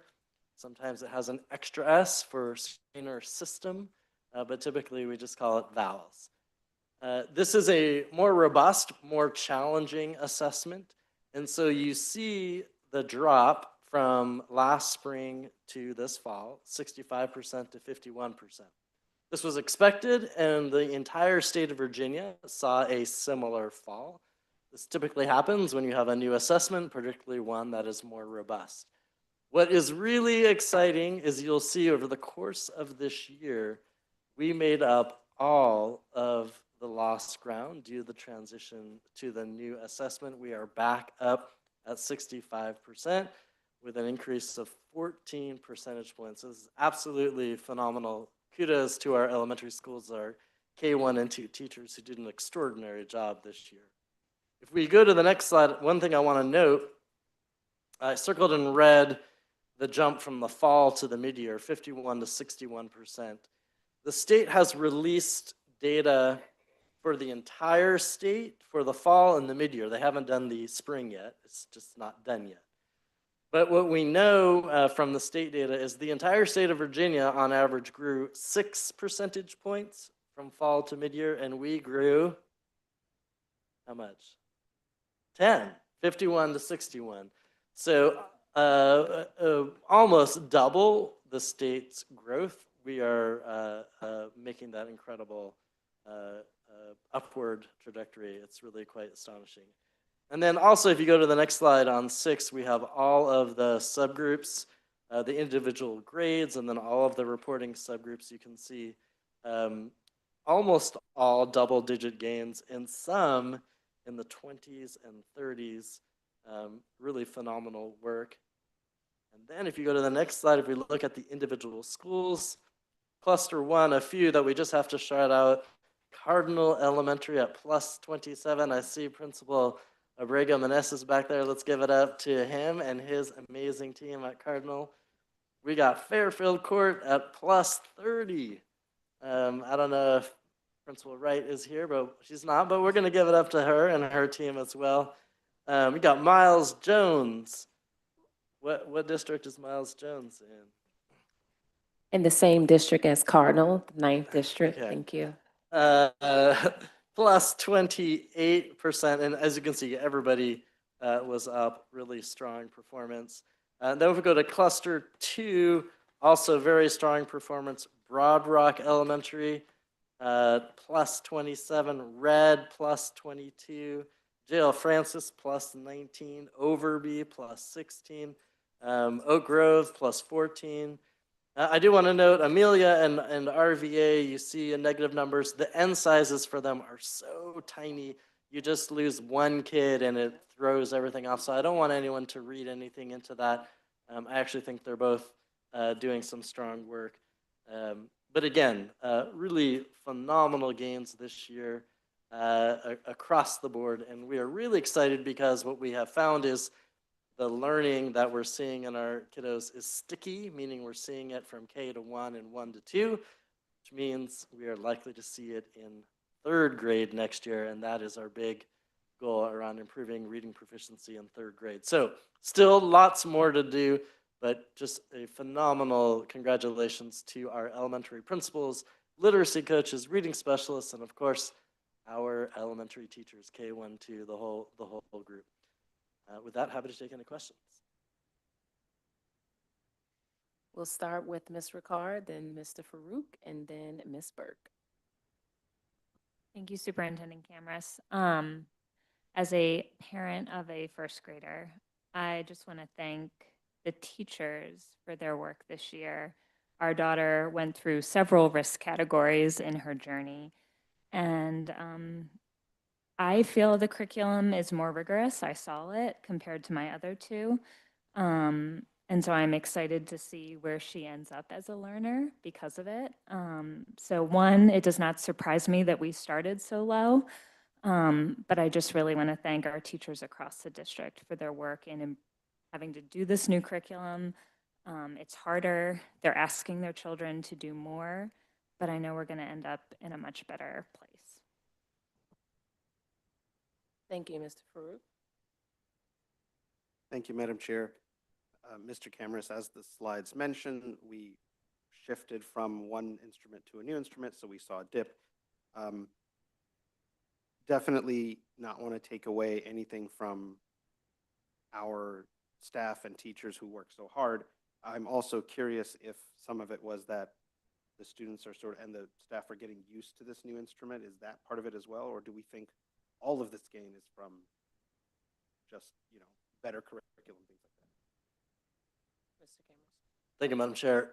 Well, this spring was really only the third assessment of it. So typically you won't see these kinds of gains from just familiarity, particularly given the increased complexity of this assessment. So, of course, every repeated encounter you have gives you a little bit more familiarity, but knowing this assessment, that's not going to do it. You got to learn the skills. Yeah.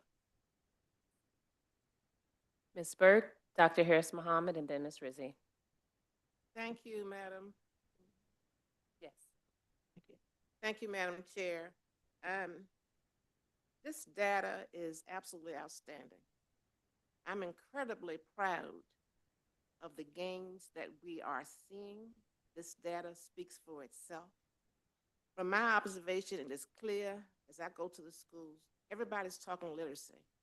Literacy is the heart of why we do what we do. If you can't read, success is not promised to you moving forward. So we must put the work in in the early years. This speaks for itself.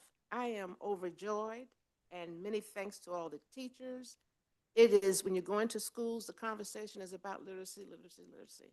Books are everywhere, book machines, library books, folks giving us books, outside boxes by different organizations giving us books as well.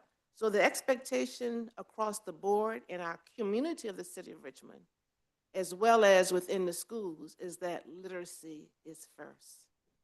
You can only excel. So I'd like to commend the administration, every teacher, every volunteer, every administrator, every parent, every caregiver, those who help children that weren't their own and then some.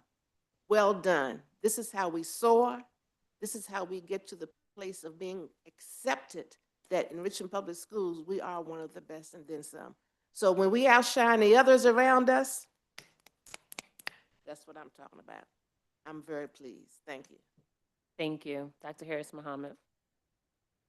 Considering that there were multiple curriculum changes, considering that there was no framework for the new curriculum that was brought forward to teachers and administrators at the same time, considering that there was still discussion about the history standards, and the adoption and the readoption and the back and forth with that.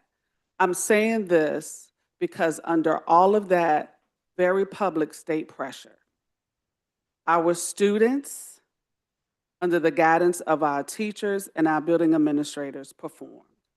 I don't think the everyday individual understands that when there are curriculum changes with no curriculum guidance, as teachers are used to in the past, the framework is developing in conjunction with the new curriculum.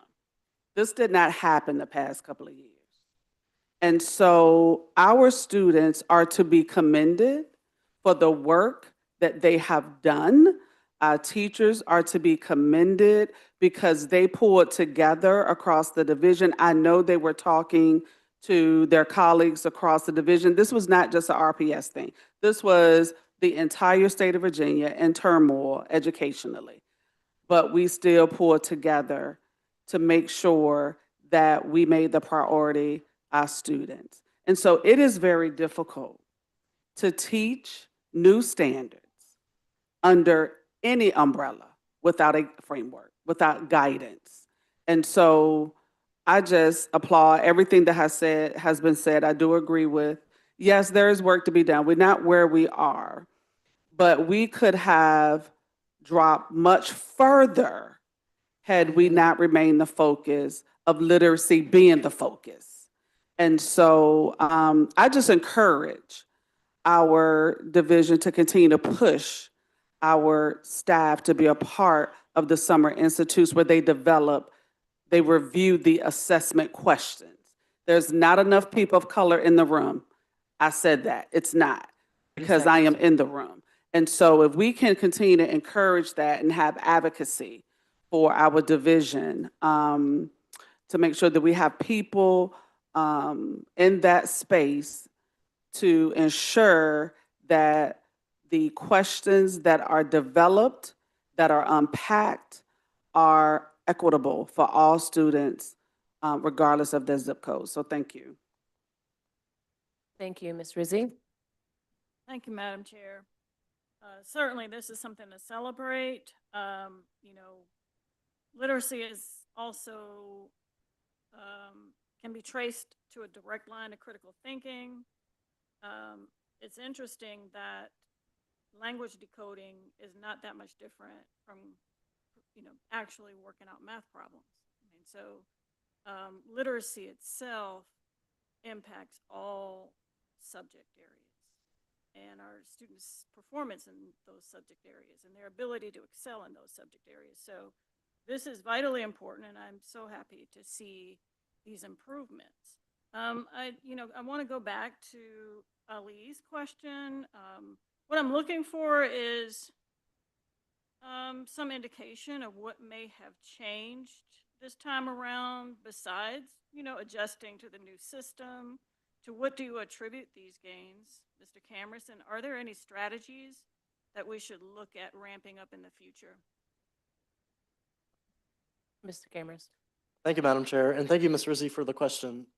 About 18 months ago, a group of literacy coaches reached out to me because they had been piloting a program called UFly, which is a literacy program from the University of Florida in their K1 and 2 classrooms. And they saw extraordinary success. And they asked me if we could pilot it more broadly, which we did. And we saw some great returns. And so this past school year, the data you're seeing, was the first year that we implemented it across the school system. And not only that, but we organized all of our professional learning for K1 and 2 teachers as it pertains to literacy around the effective implementation of UFly. The chair and the vice chair were able to come to the conference where we had districts from other parts of the country come and learn about our approach. What's really exciting about this is this was just one, this is year one of our implementation of UFly with teachers. And this is what our K1 and 2 teachers did in the first year. And so I'm extraordinarily optimistic, we'll obviously continuing with this, but continuing to refine our professional development, supporting teachers, coaches, reading specialists with professional learning communities at their schools to continue to enhance practice. I feel cautiously optimistic we're going to see even bigger gains going into next year, since it won't be the first time around for many teachers. Ms. Rizzi. And given that, then, you know, and the fact that we do have, you know, some improvements to make, what do you see as our continued challenges? Yeah, I mean, I think one is just time. We always are looking for more time with kiddos. I think two is just teacher capacity. There's only so much teachers can absorb at one time, like any professional. And so, as Dr. Harris Mohammed noted, there's a lot of new things coming from the state that teachers are absorbing all at once, and sometimes in unpredictable ways. You know, starting the year to teach history and not actually knowing what the history standards are and things of that nature. And so I think us continuing to partner with the state as effectively as we can to make sure that we're able to give teachers as much clarity as possible is going to be absolutely critical. I just want to echo what has already been shared. I mean, these are, this really shows the resilience of RPS. I mean, we talked about teachers and, you know, certainly our principals as the leaders, but the literacy coaches that have really paved the way. And what I love about what you just said, Mr. Cameras, is they came to you and the administration listened. And I think when we continue to have those types of relationships where our schools feel comfortable with coming to the administration and offering up suggestions, and the administration is open to hearing it. I mean, this is where we win. Like, you know, English learners saw a 33% point gain. That is unbelievably incredible. And it just really shows that what can happen when we really just collaborate and work together. So thank you to everyone involved, the community, parents, obviously students. Our scholars are just so smart and just resilient and able to adapt to any circumstance. And I was able to see firsthand the You Fly curriculum in real time, and it was phenomenal to see kindergartners reading was just amazing. So thank you. And obviously I want to shout out the 9th District for all the incredible work. In most cases, there were double-digit gains, and just can't express enough how appreciative I am of all the work that our schools are doing to just excel. And overall, RPS, again, is resilient. Thank you. 1 minute. All right. Moving right along to board business. 6.01, receive an update on tennis revitalization project.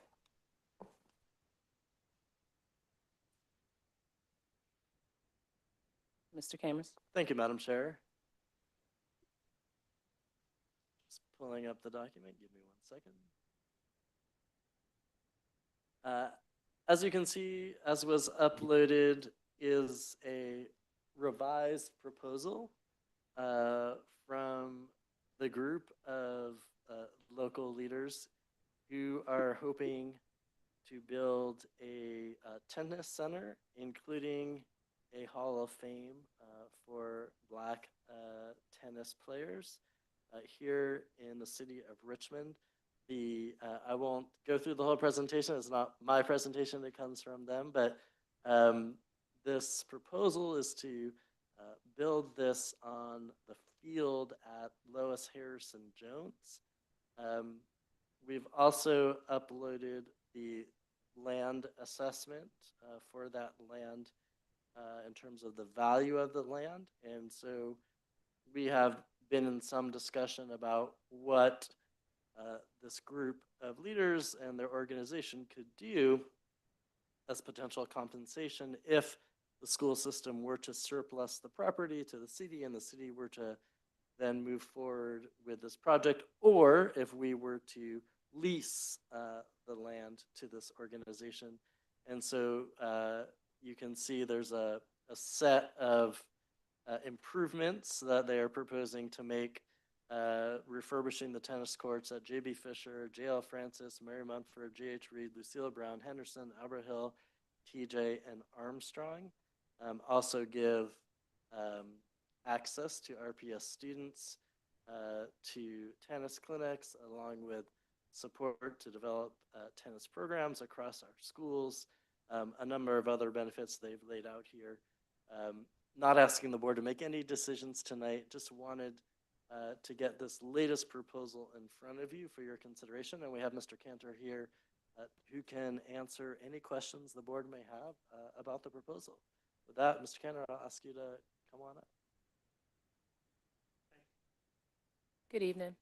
Let me introduce myself. My name's Irv Cantor. I am the president-elect of the Richmond Tennis Association, and I'm on the board of the Black Tennis Hall of Fame, which is now located in Richmond.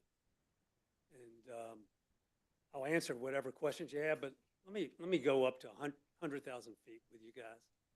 This was a project a couple years ago that a group of tennis folks got together, and we talked to the mayor's office, talked to Parks and Rec, talked to Mr. Camrus, and what it was we wanted to build an indoor facility at Bird Park. We have 12 outdoor courts there, and we wanted to build 8 indoor courts right behind the Lois Harrison Jones School. like Superintendent Cameron said. That project got real exciting for us when there was a separate project going out in Goochland that the Goodwin folks and the Second Serve Foundation was going to proceed with. And they reached out to David Harris and me, who were leading the charge for the tennis center at Byrd Park, and joined forces with us. After that happened, we united the entire tennis community in Richmond. So we have the Richmond Tennis Association, we have Metro Richmond Tennis Club, we have the Black Tennis Hall of Fame, we have the Second Serve Foundation, we have Parks and Rec, all of us in Second Serve leading the way, have combined to put this project together. So we're very excited about it, and we're committed to build a state-of-the-art $15 to $20 million indoor facility at no cost to the Richmond Public Schools. And this is an incredible gift to the city and to Richmond Public Schools. And I'll answer whatever questions you have, but I wanted to give you guys that background.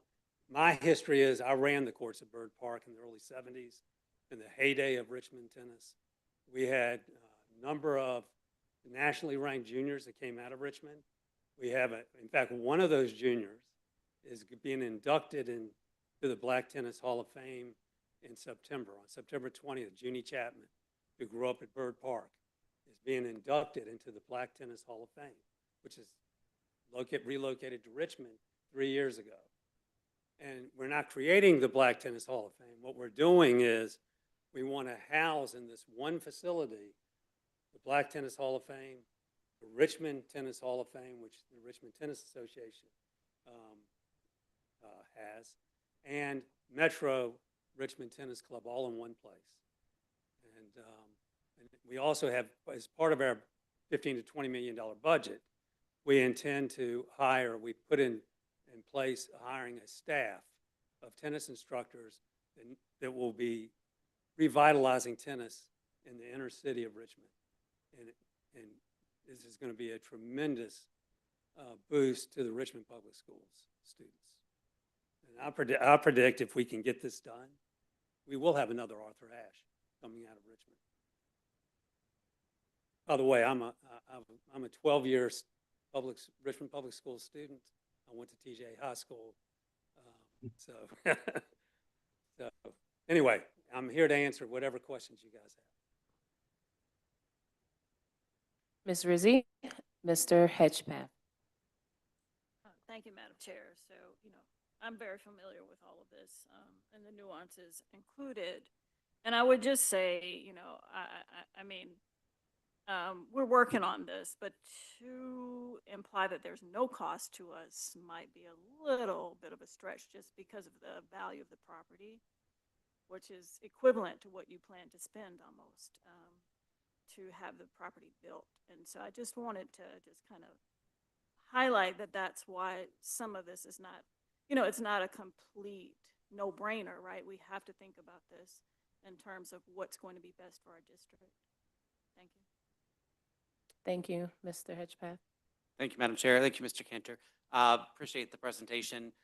Two quick questions. You mentioned that the grant, or excuse me, the goal for the fundraising would pay for staff at the building. How long would that last, and would RPS be expected to pick it up afterwards? And then two, who's vetting the donors? Those are good questions. For the first question, we intend that staff to be in perpetuity. We've put in enough money for the first 3 years of staff pay, and then once the center gets going, between that and continued fundraising, we intend to keep that staff and even grow it. And the second question? Vetting of the donors? We've started out, we've got a fundraising committee we've already put together. And there are a number of foundations, there are a number of benefactors who we've contacted, and we've been working on this for 2 years. And we think it's realistic that we can raise $15 to $20 million. And as soon as we get a green light that the project is something that you guys, approve, in theory, we will start fundraising. But we've put the committee together, and we've been vetting a number of folks and foundations, corporations. We've talked to a lot of folks. Thank you, Madam Chair. I just follow up. Just wanted to say that I would appreciate that maybe RPS has a seat at that table at vetting the donors, since there's a lot at stake for our kiddos and our community. So, but I really appreciate this. It's very exciting. Yes, and we would welcome that. Ms. Ricard? Thank you, Madam Chair. I'm just looking at the map, and I see in the proposed site plan drawings for 2 additional parking lots. Shepherd Street is not a big street. I spend a lot of time at the ball fields across the street. So I guess I'm just wondering what you're thinking. Like, have you talked to the city about traffic? You know, there's kids at the playground. That's just going to increase a lot of congestion to that area, which is just also a concern that I have. Actually, I think it'll help, because we've built, if you saw in our proposal, the number of lots that we're going to build, I think that will help the parking. Right now, I'm very familiar with all 3 of my kids played in Little League, as well as some tennis tournaments. And so you're right, it's very crowded on the street there, but we're going to be creating a number of spots that aren't there now. And we even have some spots across the street that the Parks and Rec will let us build on their property. So we're going to be adding parking spaces. I think this will really help the problem, not create more congestion. Ms. Burke, Dr. Harris Mohammed. Thank you, Madam Chair. Thank you for this presentation. I've played a little tennis, but not at the expectation of which you are presenting this evening. But I will say that I have spent time with Arthur Ashby alive many years ago, and he was quite a gentleman, quite an athlete, and quite a star. When we speak about history, this is a part of real Richmond in terms of acknowledging all that he did, just not for the city of Richmond, but across internationally. So thank you for that vision. I love what I see in terms of refurbishing the tennis courts at our schools. Right now, we're in a pinch facilities-wise. So that's a plus as I look at this. But I'm going to be sincere with you. I do want to make sure that, I'm going to be careful how I say this politically correct. I don't want us to be in a position as what we were in with the Arthur Ashe Center on the Boulevard. Build a gym, stadium, or whatever, and then see it before our very eyes as it was turned over to us per se, which we didn't have the money to keep it up. And now, because of the Diamond District, everything will be redone, which is a good thing. But I don't want to see that repeat of history. Because sometimes in the city of Richmond, we have great ideas, we build great buildings, and then as years pass, they deteriorate and it falls back on us or the city. We can't keep doing that. So what I'm trying to figure out, and help me with this, the answer is very simple. I just haven't seen this. I need you, Fly, the literacy skills, whatever, to understand this. The millions of dollars that the property is valued. 1 minute. 1 minute, okay. The millions of dollars of which the properties are valued behind Lois Harrison Jones Elementary School. You're asking us to lease it to you or sell it to you or give it to you. That's all I ask. Lease it to us. And we're talking about a long-term lease. Such as? Very similar to like the Maymon Foundation. I don't know about the Maymon Foundation. I don't know about this foundation. What we're talking about doing is having the RPS lease us the land. And we would like a long-term lease because we're going to be building a building, a $20 million building that we intend to keep in perpetuity. And what we've done is put together all the groups in the city that we intend to run this the right way. And we want RPS involvement, obviously, with the foundation that will be running this. But we're talking about leasing the land. Do I have a few more minutes? Okay. To make a long story short, I would like to know for a long term what that means, because we can end up again. $20 million is a lot of money, but not a lot of money to build a facility. Our schools cost more than that. So I just don't want us to be left at the end of the day with, and that shows dishonor towards Arthur Ashe and his family and what you all do as well. So I just need something, this day and time with all the things that are happening politically and financially, I just don't want us to be left. Well, that's why we are proposing a foundation that consists of all the tennis folks that we're talking about, folks from the city, folks from Richmond Public Schools, and that foundation will run this facility the right way and keep it in perpetuity. I mean, we're talking about, a facility like this, we want it to continue to thrive and grow, and that's why we've put together the foundation that we have. At the end of the day, you stated persons to be on this, as Mr. Hatchpath just stated, in terms of Richmond Public Schools being at the table, because we have people that come in and out, in and out. They're here and then they're gone. At the end of the day, I just want to make sure we're not left. I know there's no guarantee, but just want to make sure that it's done correctly and in order, not in terms of.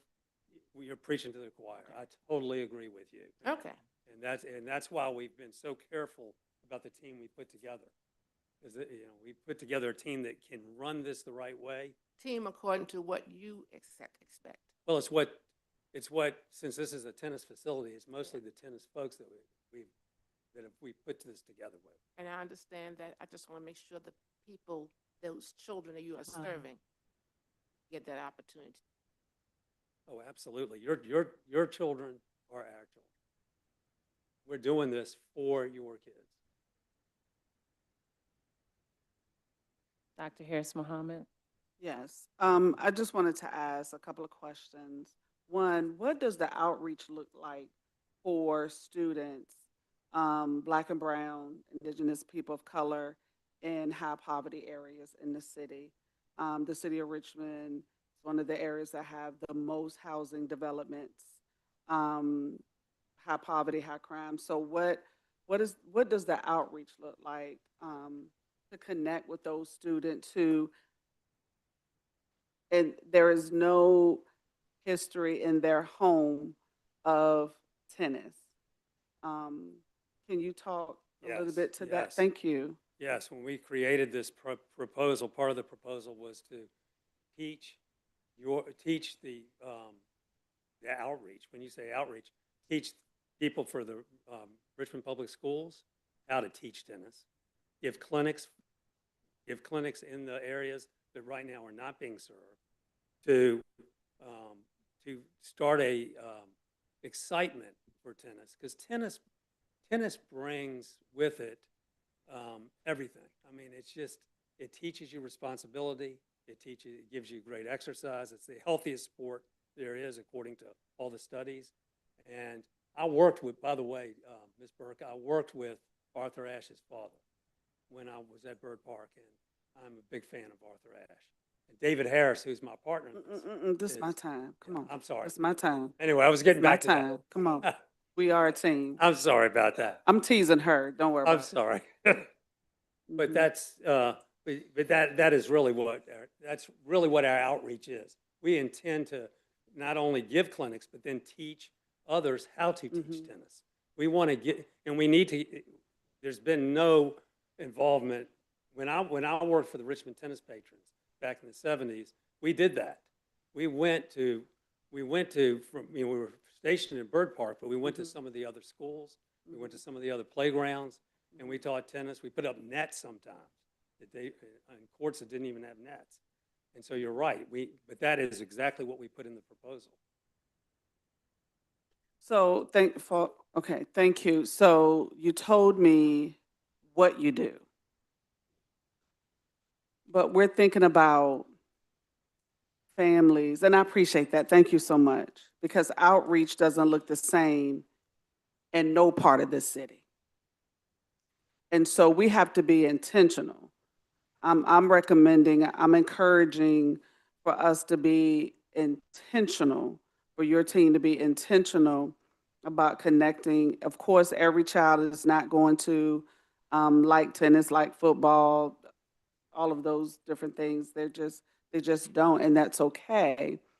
But to introduce an activity where probably 80 to 85% of children have never seen it on TV, not in person, nowhere in their community, right? We have to be intentional about introducing it to them. And so I heard a lot, and thank you in your response. But what I didn't hear was finding out who the pastors are. And One maybe you minute. didn't know that. Finding, because a lot of our churches have spots where something like tennis could be done, okay? Being in that space to have support because they can announce it in their vacation Bible school. They can announce it in their church school. So we have to be intentional about the outreach. And so we don't know what we don't know. And so I just wanted to share that with you that you all must be intentional about introducing this to a variety of areas in our city. So thank you so much. We know that. You're exactly right. I appreciate that. Thank you. Yes. Mr. Percival, and then Ms. Rizzi, did you have something? Okay. Thank you, Madam Chair, and thank you, Mr. Cantor, for being here this evening. In your proposal under taxes, you have it as a 501c3 organization. Is what aspect of this is 501c3? The entire, Yes. so there's no profit center? No profit center. To this, okay. Our P&L will be basically to break even, as we run this. And we would hope that we could break even in the facility. But it's completely a 501c3. Okay, and the follow-up to that, funding-wise, a substantial portion of the funds will be raised through donations. How will the rest of the funds be raised? We might, for some of the indoor courts, we might, sell some rights, naming rights to them, for folks, for companies and for other foundations that might want to have their name on a court, that type of thing. But almost 95% of it will be from charitable fundraising. Great, thank you. And as far as the lease, to circle back on Ms. Burke's question, not putting dollar amounts on it, but are you anticipating paying a market rate for lease, or are you looking for some sort of in-kind? Well, we've agreed to refurbish all the tennis courts on Mr. Cameron's list that he just read out, and we'll be building a $15 to $20 million facility. We would think that whatever additional rent, if there is any, would be, take that into account. Which, Mr. Cameron, brings me back to my final point. While I love to see all these schools on here refurbishing the courts, I'm no tennis expert, so I can't tell you how long a resurfacing job lasts, 10 years round number. I'm looking long-term at how we continue to have these courts refurbished, and I think the lease mechanism would probably be a substantial part of that. Thank you, Madam Chair. Ms. Rizzi? Thank you, Madam Chair. Well, I'm glad you are now clarifying that you're going to be a 501c3. I'd asked a question about whether you were going to be for profit or not, and I didn't get a clear answer at that time. And so then your donors will have to be public, and that will be good for us to see.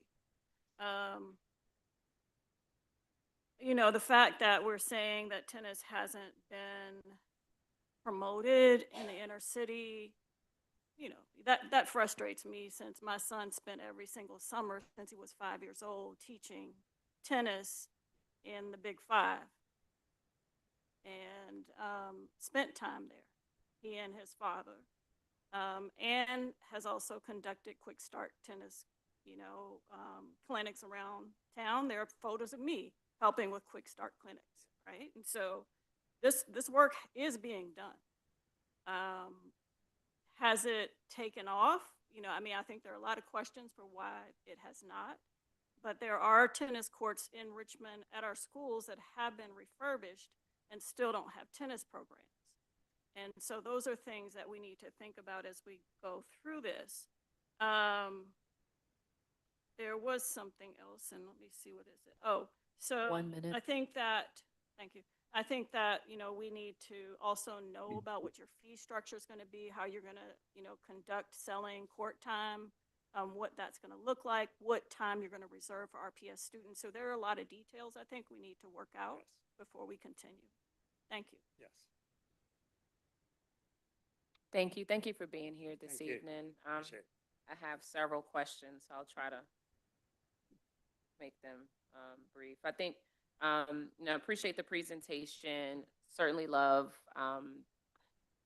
wanting to bring back the history and richness of tennis in Richmond. I think that's wonderful.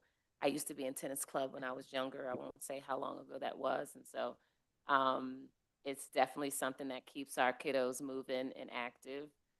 So I think that that is a plus. We have a lot of facilities in RPS that are definitely need some tender love and care. But what I feel like I'm missing from the conversation and what we shared tonight is just really being able to understand and tap into the community that we're going to be serving here. And so, making tennis available is great. But how are we going to reach specific communities, I think is the key, right? Because it's with anything. I used to teach liturgical dance in the community for over 20 years. It's more than tennis. It's more than dance. It's more than whatever we're bringing to our students. We have to be able to encompass all of what comes with that. And I haven't really heard you say that, and so I just want to share that bit of a concern. I also understand that this property is worth around $18 million, give or take. And so leasing out a property, well, first I need to understand, can we do that as RPS? Like, what would that look like logistically? Would we want to yield a property that's worth $18 million? Is another question. And the upkeep is also a concern of mine. 1 just minute. in general, we have challenges with that right now. And so I'm concerned about that as well. I appreciate that you are a 501c3, which is not for profit, but I just have, those are really my concerns. I know that was a lot, but if you can kind of sum that up a little bit with a response, I would appreciate it. We definitely need to reach the folks that are not playing tennis now and that have never been exposed to it. We have right now programs at Bird for Rising Stars, and we have to get the word out for that. That's the one that Ms. Rizzi's son teaches for us in the Rising Stars. At Battery Park, we have George Banks has been a key to that, and he's had his own programs at Battery. And right now, that's about it as far as formal programs. Maybe I'm missing some, but those are the two big ones. We do need to get more, and we'd love to get your input as far as reaching everybody in the city of Richmond. And this is for the youth in the city. That's why we put this whole project together to begin with. That was my background, and that was what David Harris's background was. And so we would love your suggestions on how to do that. We know that's going to be that's part of it's going to be a struggle to do that. Because we got to get the word out. We got to reach those folks. We got to figure out how to reach them. And that's what we intend to do. And we have the instructors to do that in the budget. And one last question, and you may have said it and I may have kind of missed it, or it may have gotten lost in translation, but just very simply put, how is your program going to add value to RPS? Well, you're going to get an incredible facility on a piece of land that's never been used. I'm 72 years old. That piece of land has never been used, ever. It's been used for parking for the Richmond Little League. And you're going to get a state-of-the-art indoor facility on your property that's intended to benefit the Richmond public students. Thank you.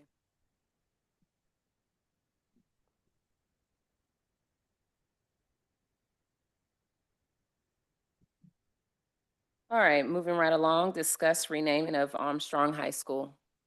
Good evening, Madam Chair, Vice Chair, Board Members, Superintendent Cameras. I know Mr. Mallory did his presentation, but I wanted to give him the opportunity to highlight some other things and take any questions you may have around the Armstrong Kennedy renaming. Mr. Mallory. Thank you for hearing me once again. Good evening. Before I start, on behalf of the alumni, we really want to thank you for giving us this opportunity to speak, because we never had this opportunity 21 years ago. We'd like to thank the Honorable Cheryl Burke, because she gave us tremendous support and she gave us hope when we thought there was no more hope left. And we thank Dr. Willie Bear for presenting this to you. So if any questions you want to ask me pertaining to what I presented to you earlier, I'd be glad to answer them the best I can. Dr. Harris Muhammad. Thank you so much for being here. Thank you for working with Dr. Bell, Ms. Burke, and others to present this. I have a question. So the request to rename the school this is how I read the notes, okay? I don't remember how it's presented today. That was the same information that was presented before. Was it a different presentation or different information that was surfacing? Well, someone had told me to ask just for the name of Kennedy be put on the building. Okay. And Armstrong will keep its status. Okay. Well, that didn't sit well with the alumni, because we just deserve more than that. The alumni of John F. Kennedy. John F. Kennedy. Okay. High School. Yeah, yeah. Sure. Yes. I mean, the school was Kennedy at first. Mm-hmm. Now, when Armstrong moved into the school, really speaking on this, we were evicted. Nobody asked us, okay, Armstrong coming in, do you have any problem with that? Whatever. We were evicted. Okay? So when that happened, it was like a terrible blow. I mean, put yourself in your shoes. What if that happened to your high school? Your rivalry school took over your school, just moved you out of the way. We understand Armstrong history and everything. I lived in Creighton Court. I could walk to Armstrong 5 minutes. I went to Kennedy for 6 years. I went to Kennedy when we was first built in '68 as a 7th grader, because Armstrong was so overcrowded, and Woodville. So the principal at Woodville, the great Arnold Henderson, he invited us to come to Kennedy because they had so many empty classrooms. So we were there for the 7th grade. We participated in selecting the mascot, school colors, alma mater, everything. They invited us to stay for the 8th grade. When the 9th grade came, that's when they started the busing. One side of Creighton Road stayed at Kennedy, the other side went down. So I was at Kennedy for 6 years. So if anybody can tell you about the history of Kennedy, you're looking at the person. So what we're trying to do is bring back that Armstrong Kennedy school they had back in 1986. It worked. The only difference was Armstrong was still on his site on 31st Street.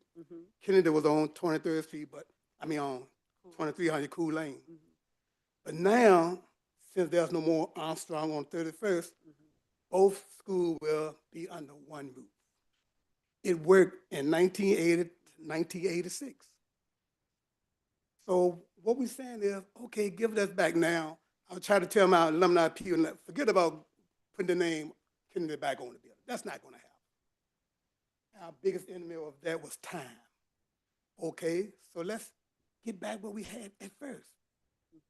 Let's join us. Now, the alumni, we have had drive-through donations for the students at Armstrong, where we would donate food, clothing, school supplies, under the leadership of Dr. Pendergrass and Dr. Bell when he was there. People ask, well, why are you giving scholarships to students at Armstrong? Didn't you go to Kennedy? Don't you have some kind of hatred for that? At that moment, I tell them, look, at this moment, it's not about the name that's on outside of the building. It's about the name of the students inside the building. For that moment, okay? So yes, we are asking for the Armstrong Kennedy. He come back again. The name, I just want to be clear. Armstrong Kennedy Armstrong Jaguars. Kennedy Yes. Jaguars. And I did see that it looks like to me a compromise where the colors will remain. The colors will be blue and gold, excuse like it me, was not in blue. Armstrong Okay. Kennedy back in I'm sorry, not remain, because Yeah. the colors now remind me of Virginia State colors. And then the mascot, Jaguar. Jaguar, yes. Okay, so was there a compromise to have the colors remain what they are now and the mascot, Jaguars? That's what I meant to say first. I didn't say it the way I wanted to. What you're presenting are the colors blue and gold. Yes. Was there any discussion about the colors remaining what they are now, the Armstrong?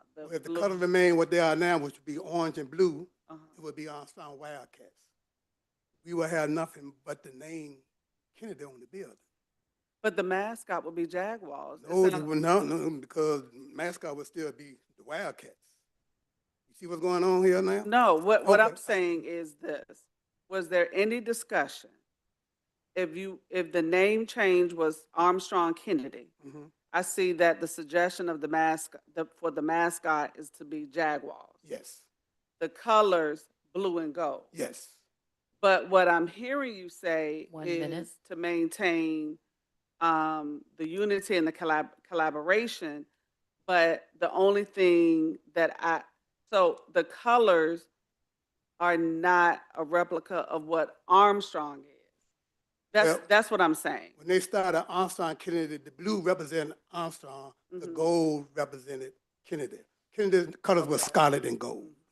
So when they combined both schools, Instead of naming it the Wildcats or the Cougars, they named it the Jaguars.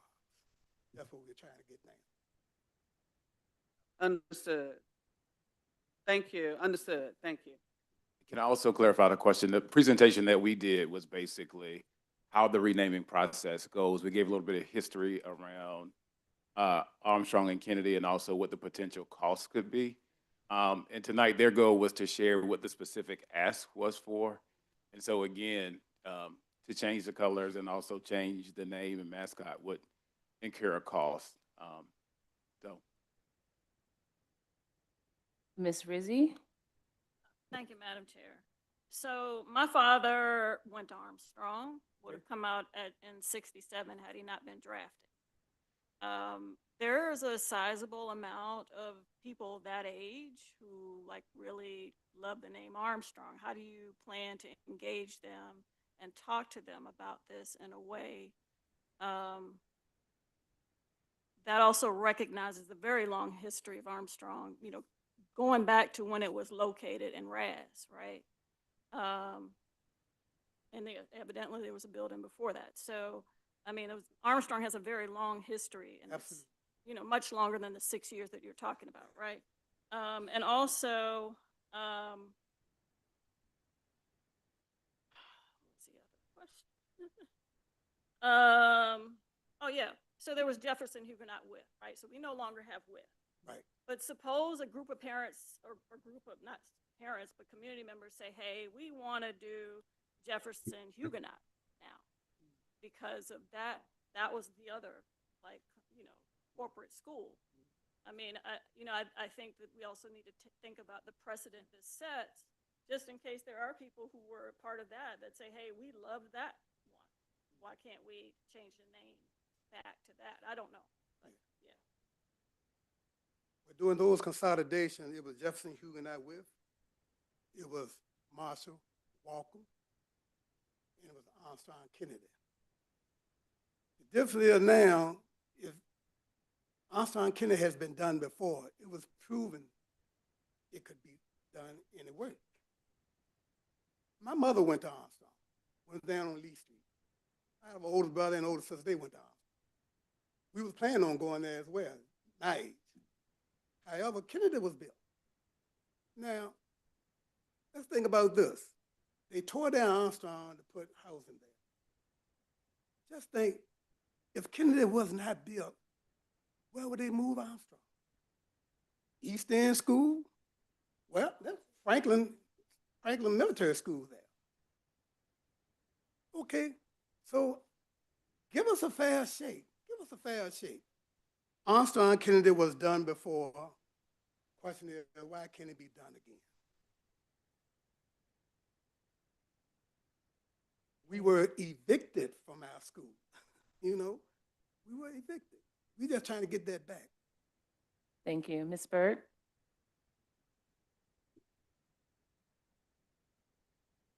Thank you, Madam Chair, and thank you, Mr. Mallory, for being here this evening. I know you have others with you as well. I see them in the audience and others that have spoken. You've been pushing this for quite a while, and I commend you for that. What I'm looking for is a win-win situation, because I know you're all not going anywhere.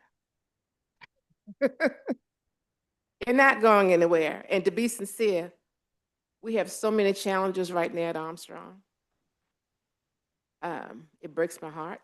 Things have happened, but they continue to soar. Our track field is the same track field that was in place when the school was built. And now that's all rocks because of water pipe bursts.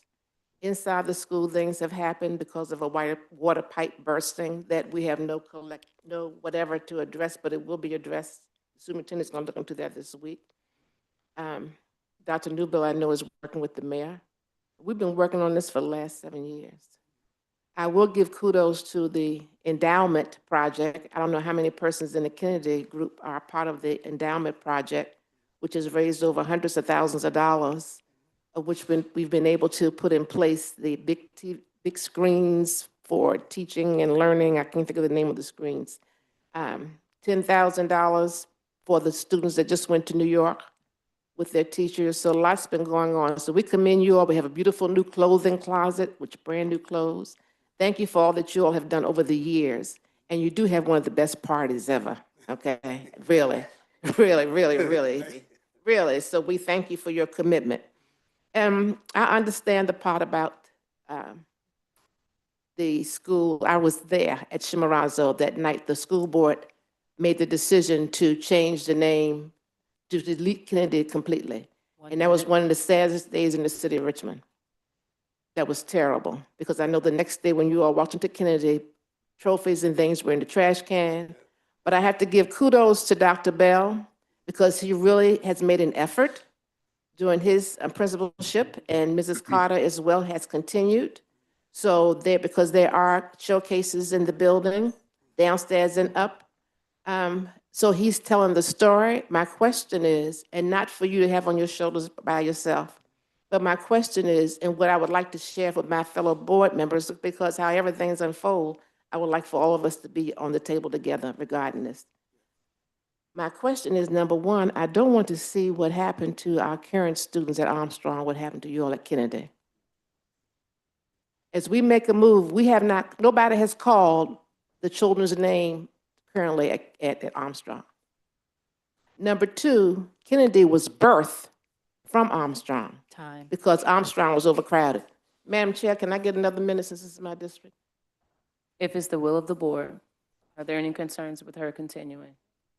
And just a minute, Okay, I'm a group tonight. yes. So my place is, sure, make it Armstrong Kennedy, but it doesn't mean your history is going to be told. All right? Doesn't mean it's going to, what happened during that era with the great ball players and the great teachers. You all had awesome teachers. My interim pastor, Reverend Somerset, was your English teacher. My husband's godmother was the math teacher. It was just phenomenal. So my point with this is, I want you to be mindful, as Dr. Harris Muhammad just stated, because the original proposal that was shared at the last meeting, Mr. Solomon Jefferson, was different than what's being shared tonight. All right, so things were, I didn't know that was going to happen. Okay, nobody said anything to that. I don't want us to continue beefing, and that's what's happening on social media, and you know I'm not happy about that, because all of y'all look near my age, okay? And we're supposed to be an example for the children currently in Time. place. But I want us to know that as we bring this together and go through the process, I would like the superintendent to address the process and let us know, or somebody to tell us how many months, what would happen, and it costs money to do that. But we still have children at Armstrong School that continue to need you, no matter what the name is. You want your history told, and you want your history preserved. So where's your museum? Thank you. Thank you. Dr. Harris Muhammad? And I also just want to share, I remember how students felt. I was a math teacher at Kennedy when they decided that Kennedy, Armstrong will be moved to Cooling. And I remember standing in front of my blackboard when the news came over, the PA, that the meeting was going to be that night. And I remained, a lot of teachers at that time from John F. Kennedy remained for the meeting because the meeting was held at Kennedy High School. The school board meeting was happening, the time that we were meeting. And I remember when the news came through the auditorium that Time. it had changed. Just 5 more seconds. I'm just going to finish. I just want us to remember children. Thank you. Just want us to be mindful that we have a very long agenda still ahead of us. We're at 8:41. I just have a clarifying question, and then I think we have, as a board, a decision to make. Yeah, well, we need to consider what the next step will be, whether we'll ask the administration to proceed in vetting out if this is something that is viable. Obviously, there are some steps that would need to take place next. They'll have to have conversations with the community, current school members, they'll do open meetings, et cetera, et cetera, et cetera. But my question is to you, and I know that you are representing several alumni, but is this more about the history or is it about the name? It's more about both. Okay. It's more about both. John F. Kennedy was a great school. We had a cadet corps that went to compete for the national championship in Texas, and they won first place. That's just something that a lot of history that a whole lot of people don't know about.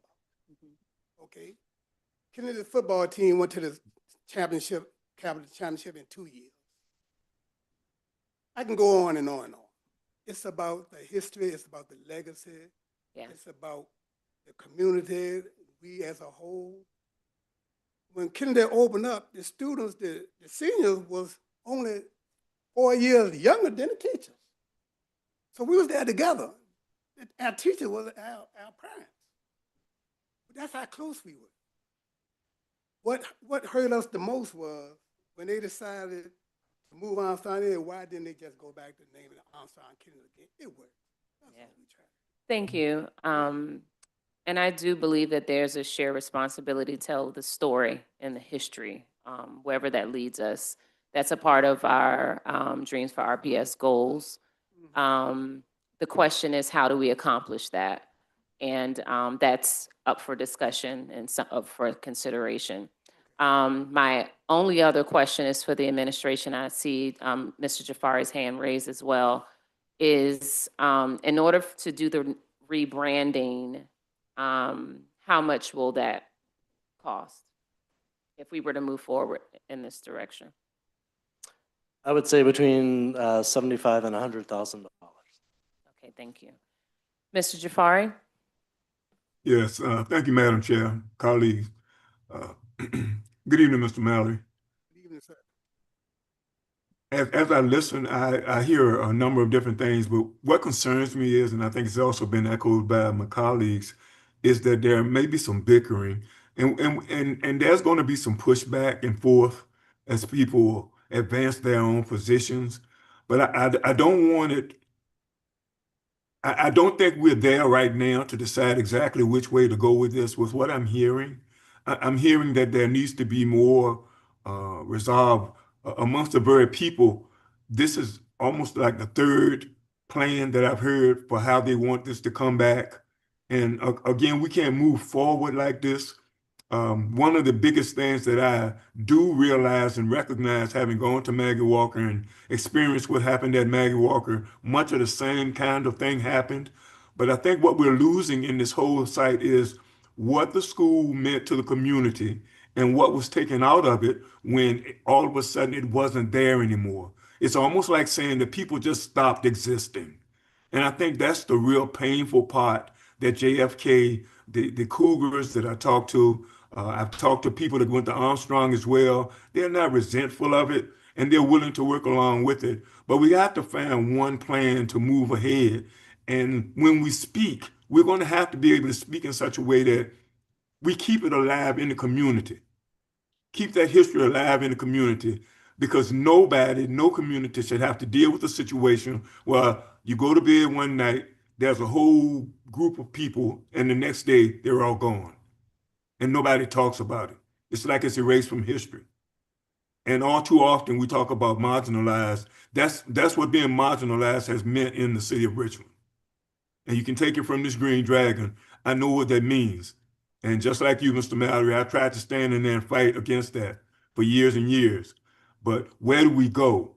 I don't think there's a colleague that I have sitting there who's not empathetic with you.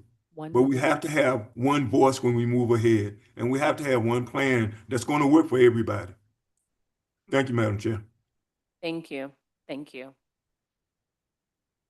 Mr. Cameras? Thank you, Madam Chair.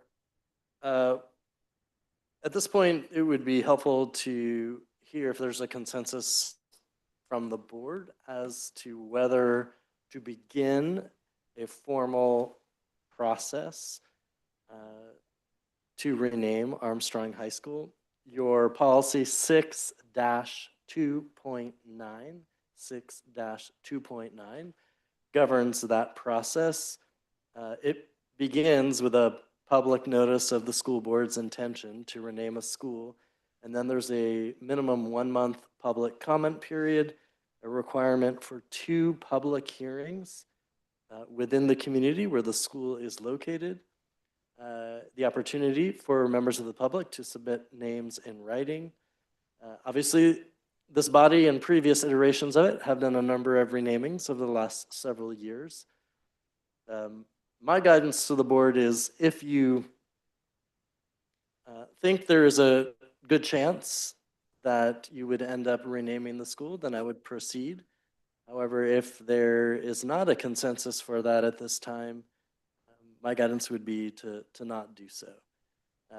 You could also, if you would so choose, wait until the August meeting to decide whether or not to make the pronouncement to move forward. That said, I would strongly encourage you to do so this evening so that we can have clarity going into the new school year. Thank you. Well, thank you, Mr. Cameras. I've heard from a few colleagues, but have not heard from everyone. Just a gut check where we stand and if we'd like to have a consensus tonight or wait until next month. Ms. Ricard, Mr. Percival. Thank you, Madam Chair. I think part of my concern with formally going ahead is I would almost like some of the community outreach to happen first to see what do our students feel, what do both Armstrong and Kennedy feel. You know, I know some of our prior school renamings happened because the schools needed to be renamed due to their association with the Confederacy and other things.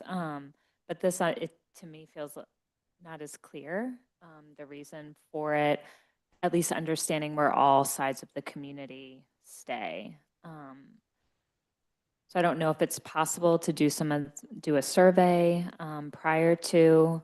If not, then I would be in favor of thinking on it a month and talking moving forward or not in August. Thank you, Mr. Percival. Thank you, Madam Chair. Just echoing Ms. Ricard, given and what's been stated here by my colleagues, that when it was first presented to us, we were putting a name on a building. Last month, it was presented to us as, okay, it's a name change, but not a mascot, not a color, not any of this. And now it seems that we're going full-scale name change. In that interest, I'm not arguing one way or the other. It's certainly up to the community what we do, but it may be in our best interest to sit on this until the August meeting to give our constituents the opportunity to give us that feedback. I know I got some of that feedback just today, and I look pretty bad to my own city council representative for telling him, no, this is just a name on a building. So now I have to go explain that. So maybe just one more month, not to push off anybody unduly. I think this is an important conversation, but let our constituents tell us what they think. Thank you. Mr. Farouk? Thank you, Madam Chair. Question. So first, my comment would be that I'm open to us following the process and our policies, but I think that policy is if we know we're going to change the name and the policy is to figure out what the name will be. So this is a slightly different situation. That being said, that policy does allow for public input, and it's kind of a clear way to get public input. So I feel like it's the closest policy we have. That being said, whatever we decide to do, there's clearly a need, given what Mr. Percival just said, for us to have significantly more community engagement. Thank you, Madam Chair. Thank you. In consideration of all that has been shared, I do hear that the truest passion of what I've heard tonight and emails that I received is the history and making sure that the history is not erased. But I still have caution because we haven't heard from the children that are currently in the schools, and we haven't really heard from the community. And what we've heard, in my mind, it kind of balances itself out. We have some that are for, some that are against, and everybody has very valid reasons why they feel like it should move forward. That said, I think the only way to really truly go about this the appropriate way is to engage the community and get a clear path forward. Mr. Cameras. Thank you, Madam Chair. I heard a number of times, and you just shared it, Madam Chair, a desire to hear from the students themselves, which certainly makes a lot of sense. To do that, we of course would need to be back in session. And so if the board would like to gather that feedback, which I of course support, I would ask that we defer further discussion of this, honestly, probably until the October meeting. I even think September might be a little early to properly gather that feedback, as well as from the community. We could do a survey and try to gather some more concrete information for you. And then in the October timeline, you could make a decision about whether to proceed with the process formally or not. I don't think anything precludes you from gathering feedback, as you always desire to do. And then you can make that decision if that works for the board. Is the consensus to defer until we can hear from the students and staff until after September timeframe? Yes, I see nods. Okay. And that's what we'll do. We'll defer it. I just think that's very important. That's a very important part of the process. And I believe that our colleagues feel the same way. So thank you for that. All right, moving right along for the sake of time. 6.02, receive an update on staffing. Good evening. Good evening. Good evening, Madam Chair, School Board members, and Superintendent Cameras. I am excited to update you with some highlights. Regards to staffing for the 25-26 school year. And since our last meeting last month, we have hired an additional 42 classroom teachers across the district. So we're very excited about. I attribute that to a wonderful talent office team, as well as I want to give a shout out to our principals. They are very much so working with a sense of urgency. They interview when folks apply today, they get interviewed today. So that's how we want to do things. So very excited about that sense of urgency and sense of quality hires that we're getting on board. And we have lots of events scheduled for July. Last month we had our licensure fair. We have one again tomorrow at Henderson. It was very well attended last month. We had 50 attendees, so that was great. So we decided to have another one this month so that we can get people educated on how to get licensed, get them partnered up with our Teacher and Leader Pathways team, as well as our licensure specialists. And the next few pages, slides 3 through 6, goes through the different vacancies for each school, each cluster for elementary, middle, and high. And then also after that, it goes into the update on the early commitment bonuses. We have 28 bonuses that have been accepted, and the breakdown of those schools is listed there. And here I'm going to pass it on to Rodney Robinson to update you on growing our own programs. Good afternoon. Sorry. Good night, everyone. Excuse me. I'm here to talk about some of the Grow Your Own programs that are within the Richmond Public Schools Teacher and Leader Pathways Department.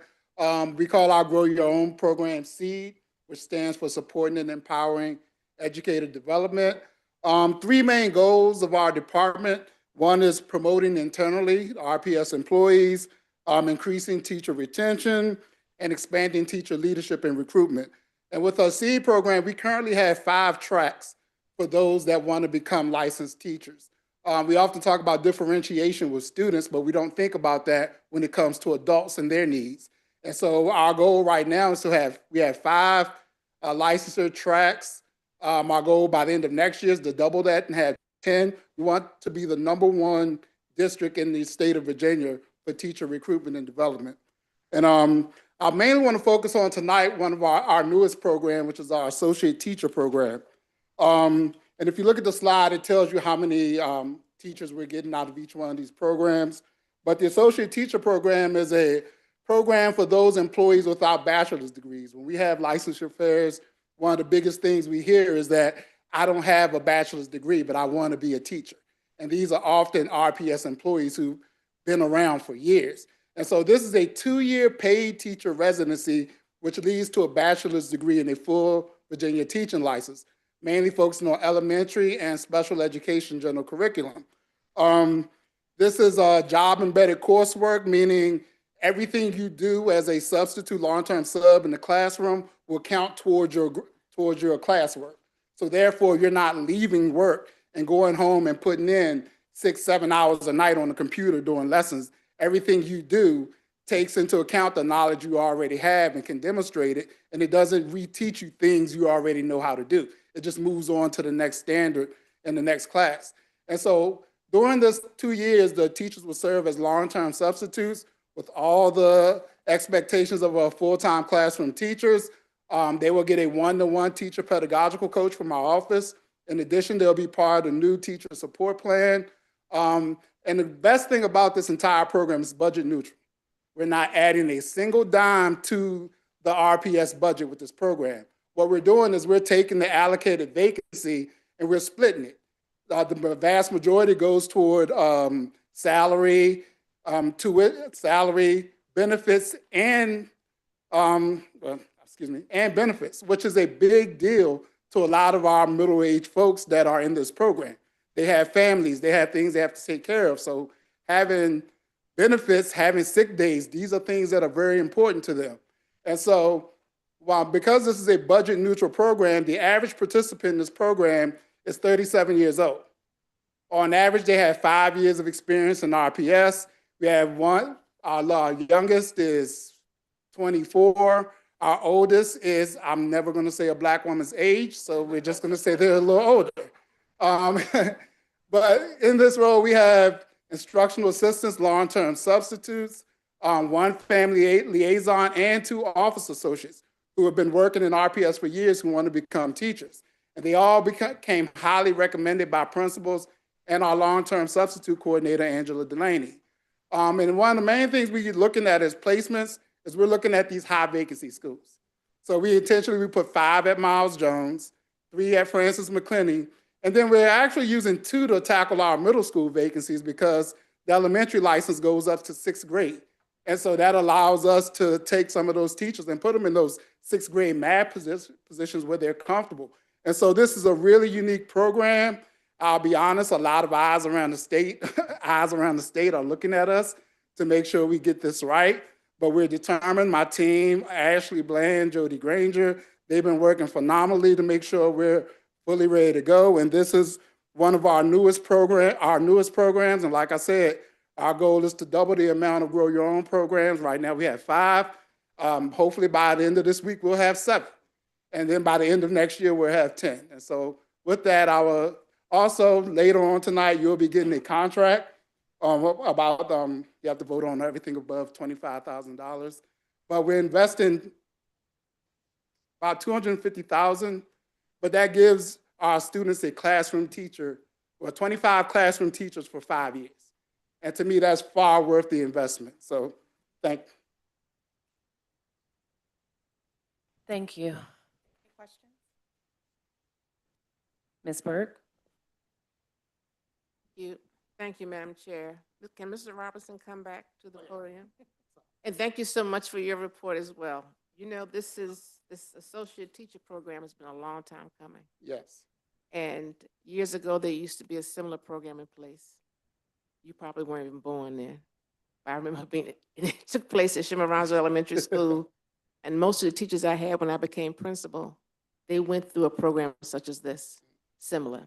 So whatever I can do on my end to make sure that persons know about this program, because you're guaranteeing really beyond 5 years. Anytime a person's age 37, 38, make that commitment, they're going to stay with us for a while. Yes. What I would like to do is to see the number increase more so than what's here. That's my first question, my first thought. My second question is, can you give us a breakdown, if that's permissible, in terms of male, female, Black, white, Hispanic? Is what's listed meeting the needs of whom we need? We talk about African-American males. Do we have many? And I know there are some who are interested. Off the top of my head, now I'll make sure I'll send you the correct numbers in the morning, but there are 3 African-American males in the program. It's about 20 African-Americans in general, 1 Afro-Latina, and 3 white males and 2 white females. And so that gives us about 26 folks. And here's the best thing about them, 10 of them are RPS graduates. And on a personal note, 4 of them are my former students, so I'm really excited about that. But it's about investing in community, investing in those who are willing to serve, who are comfortable with our students. One of the biggest things first-year teachers say is they have to adapt to the climate of Richmond. Well, these folks are born and raised and have been here their entire lives. So that is the biggest hurdle that's already out of the way. That's music to my ears. Because we also need to give people, especially our teacher assistants, our paraprofessionals, our instructional assistants, they have already bought into the system. So thank you for what you're doing. I would love to see the number increase. I think at the end of the day, we're going to see the return here is excellent. Yes. So thank you so much for that. Ms. Ricard?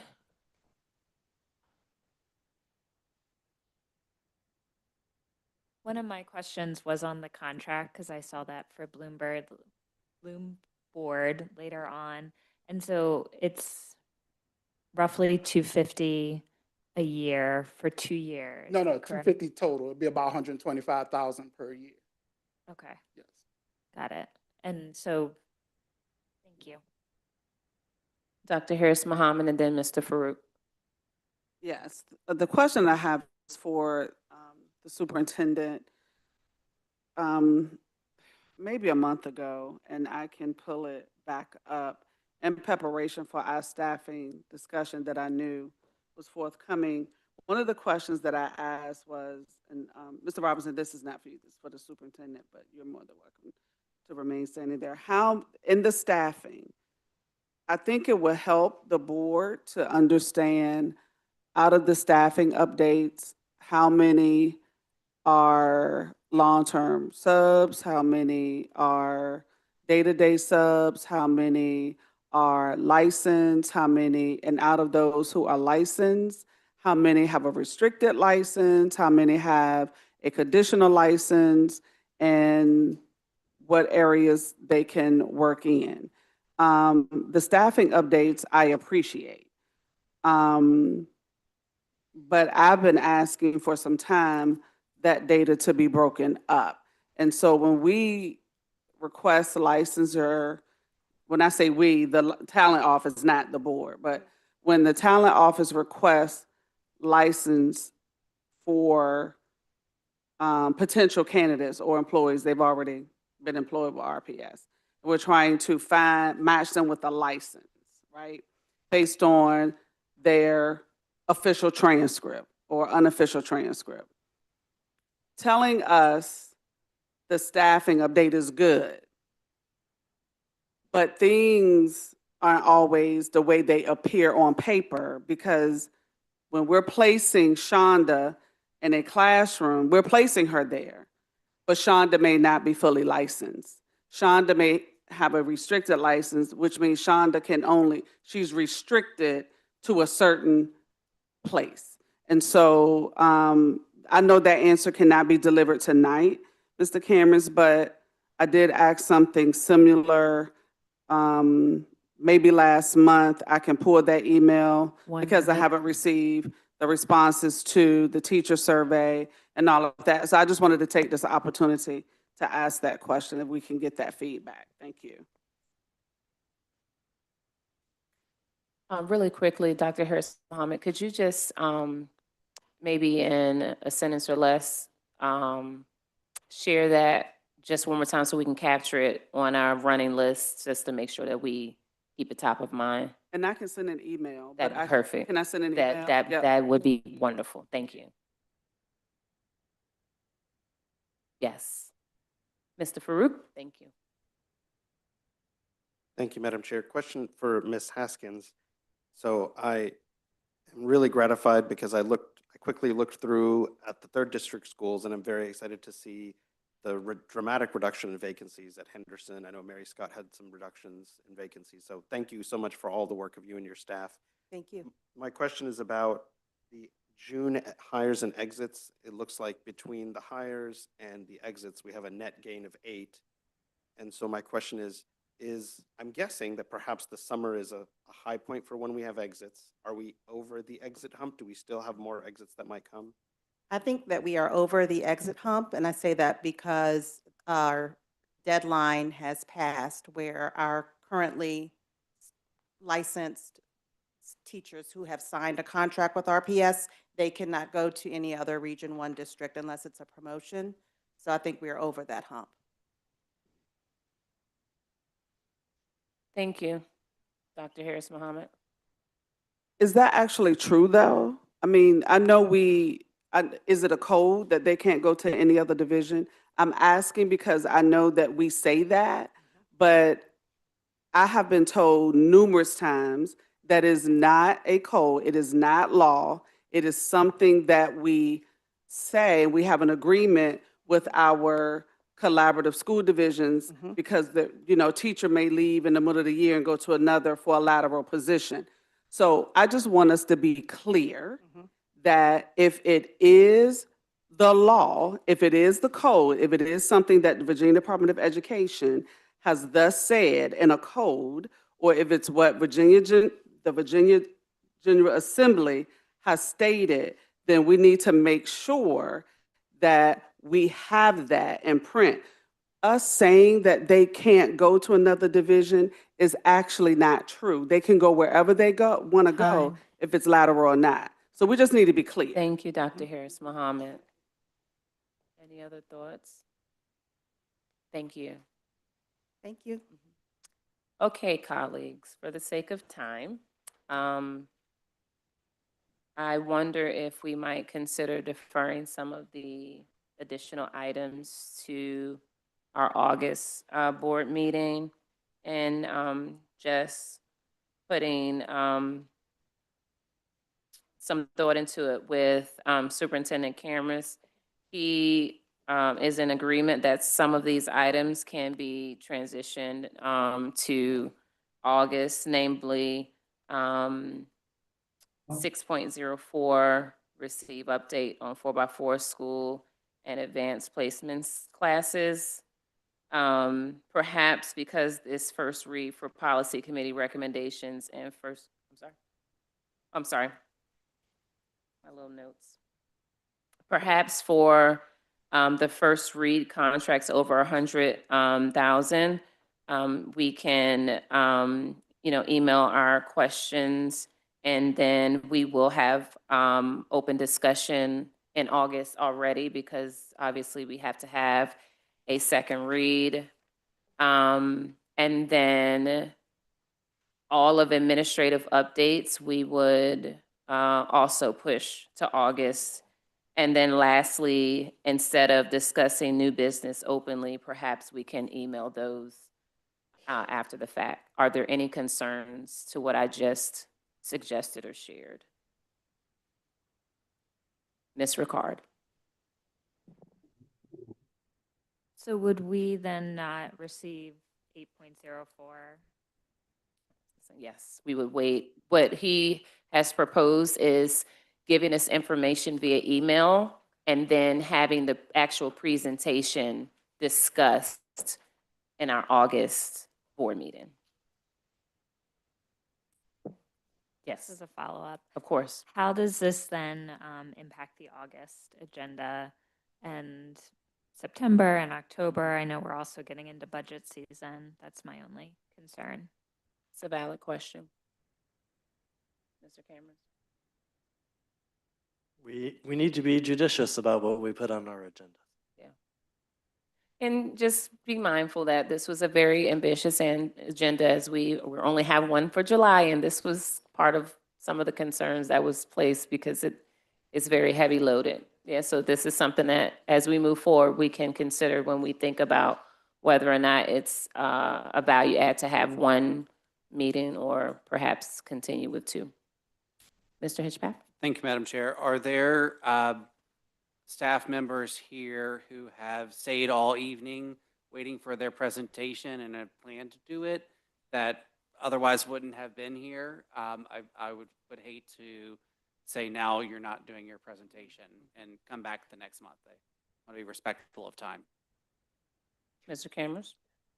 Yes.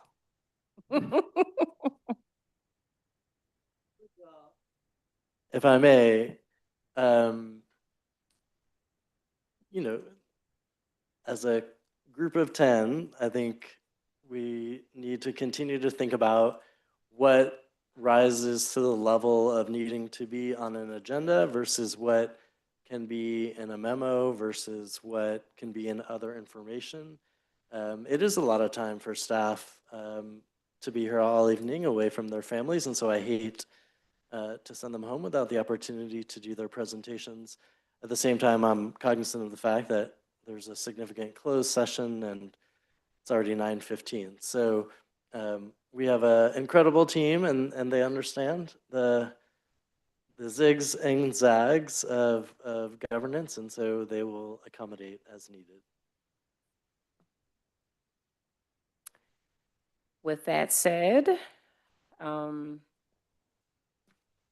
it's no easy decision to make. However, what is proposed is we defer item 6.04, 6.07, administrative updates in totality.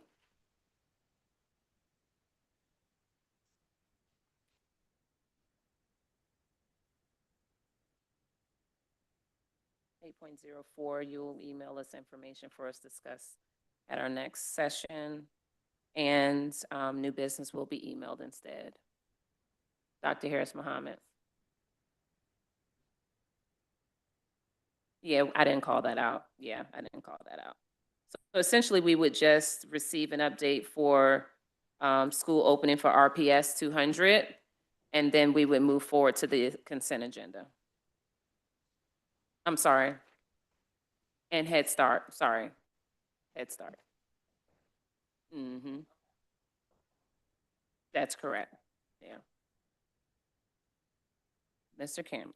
Technical matter, we need to keep the contracts in the agenda so that tonight is considered the first read.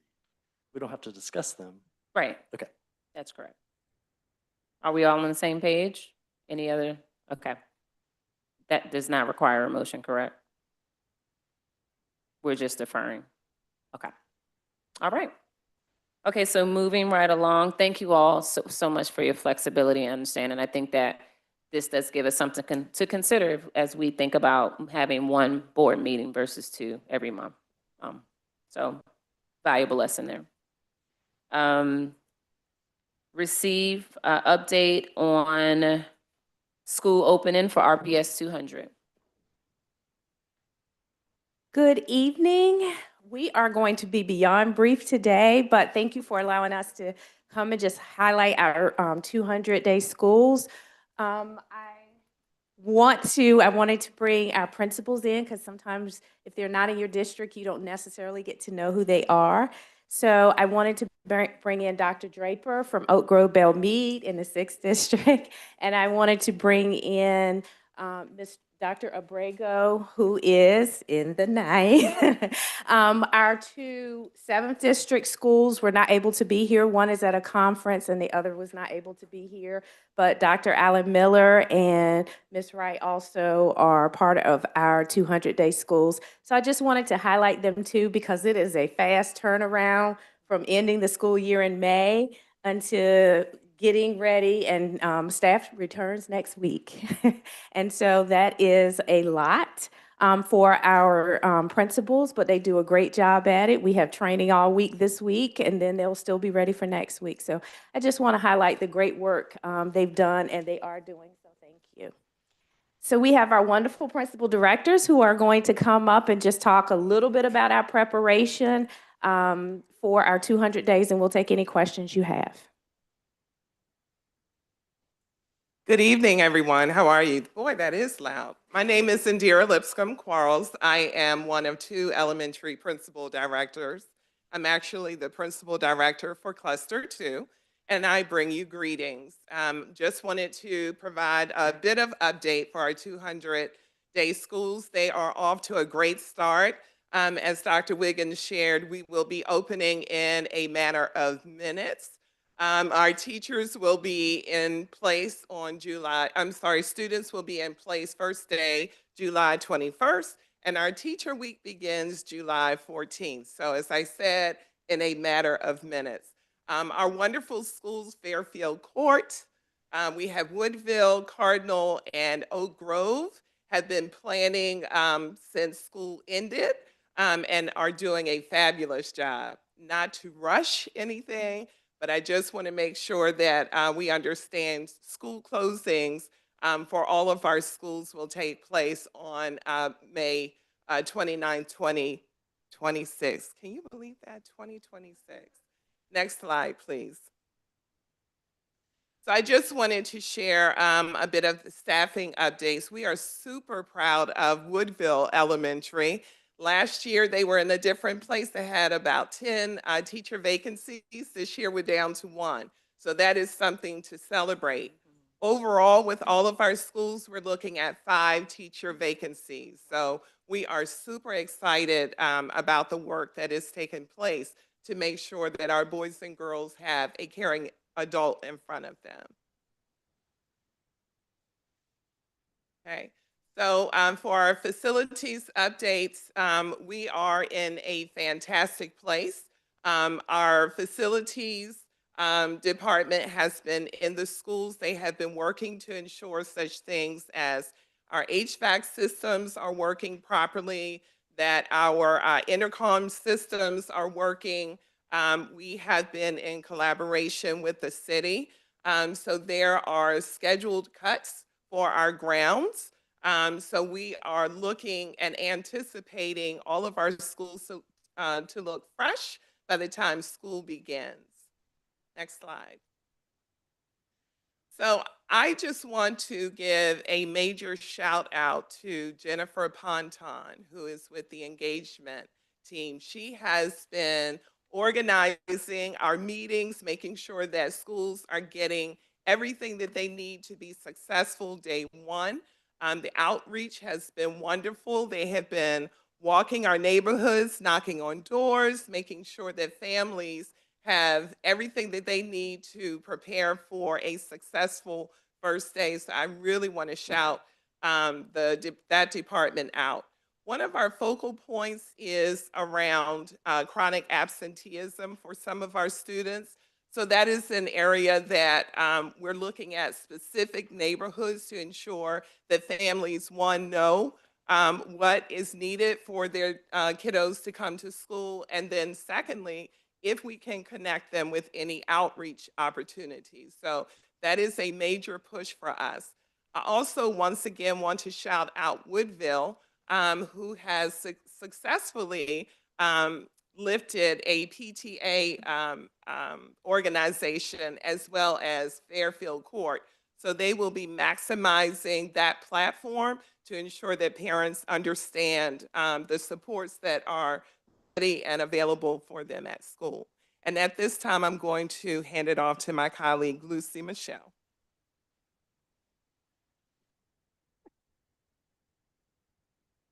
Good evening, Madam Chair Fernandez, Vice Chair Percival, Superintendent Cameras, and members of the board. As my colleague stated, I am Lucy Michelle Jones.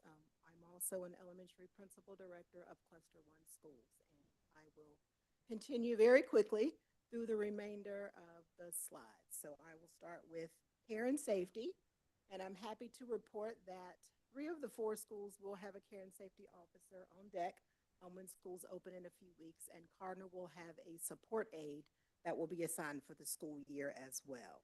In collaboration with Mr. Beasley, the RPS 200-day principals are currently revising and updating their crisis plans and their safety guides.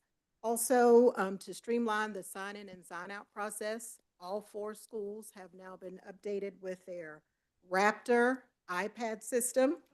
The front office staff has also been trained and completing the training on the new devices. And to support schools from day one, all of our schools will be fully staffed with social workers, and their counselors will be returning, as well as the outside partners, child savers, will be there to support as well. Next slide. School nutrition.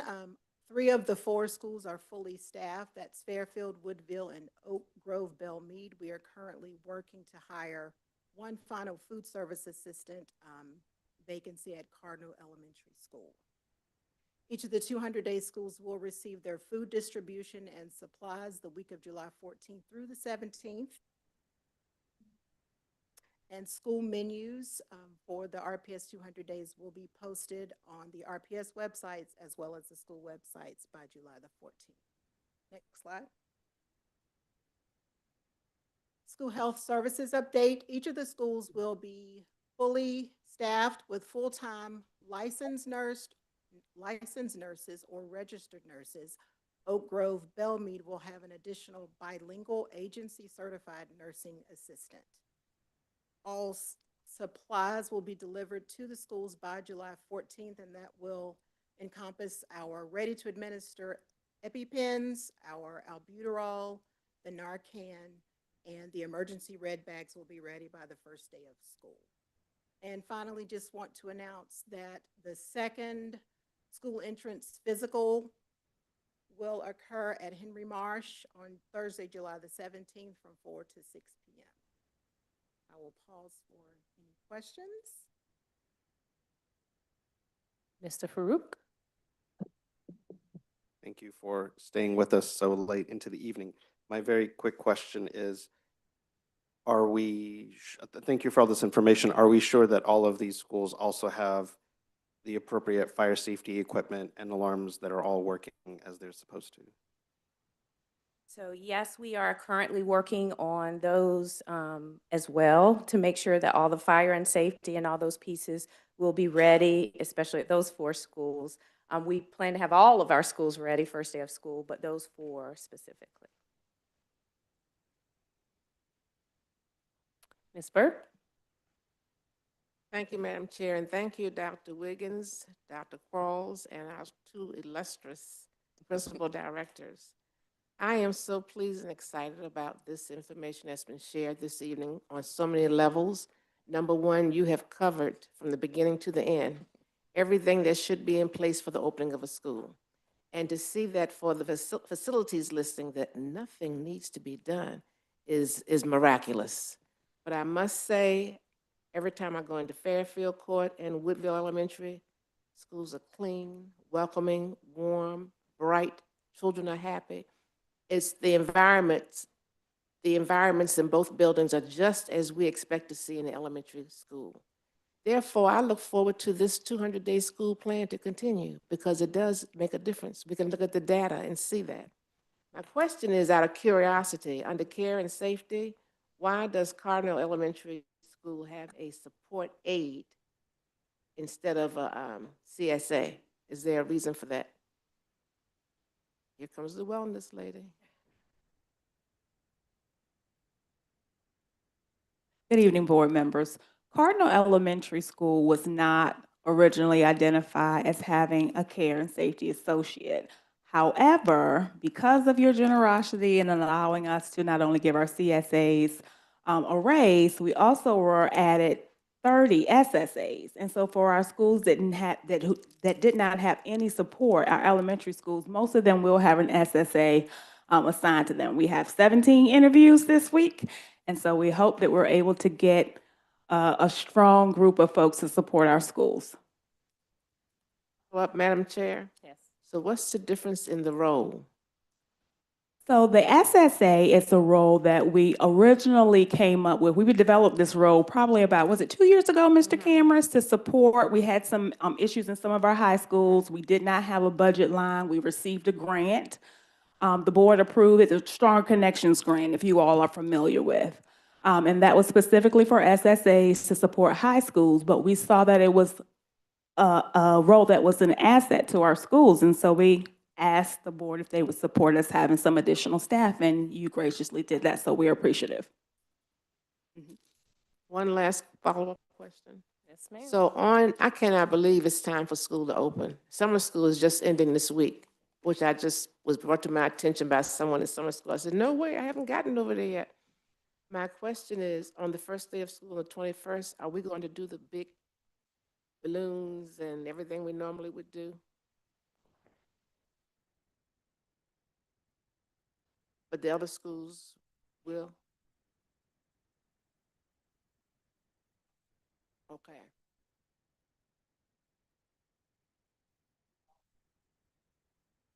Just want to know where we need to be. Thank you. Congratulations. Could you just send us a reminder of where to, okay, thank you. Thank you.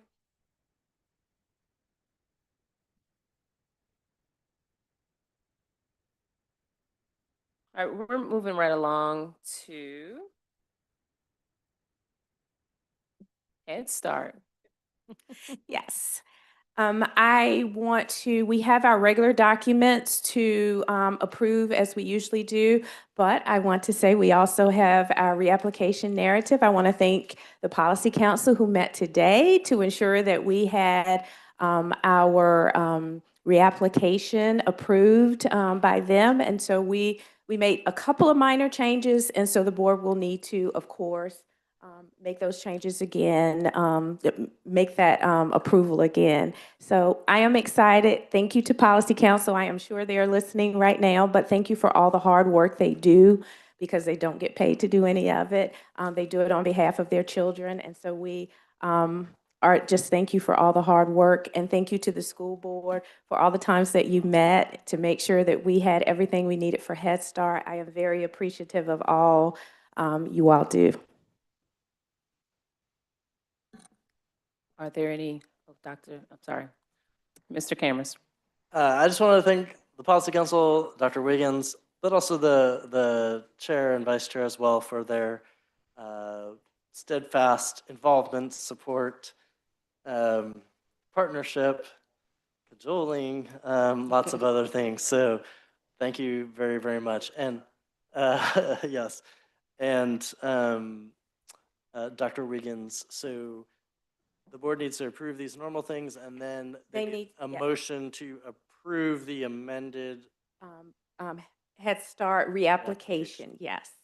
So we'll do them separately. You can do, if you will just name them as you go through them, that's usually what we do. So you'll approve the program reports, you'll approve the financial statements, and then you'll approve the reapplication, which we added to these documents today. Okay. Do we have a motion?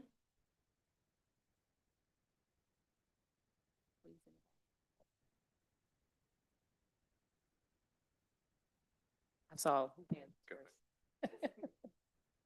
Whose hand was first? Okay, once we'll do the motion, then we'll open it up for debate. Okay, go ahead. I was just making a recommendation. Maybe the reapplication should be a separate motion because it's an amended reapplication. It's an amended So I don't want someone, as long as someone says amended, that has to be in there. Okay, Yeah. thank you so much for that. Mr. Percival?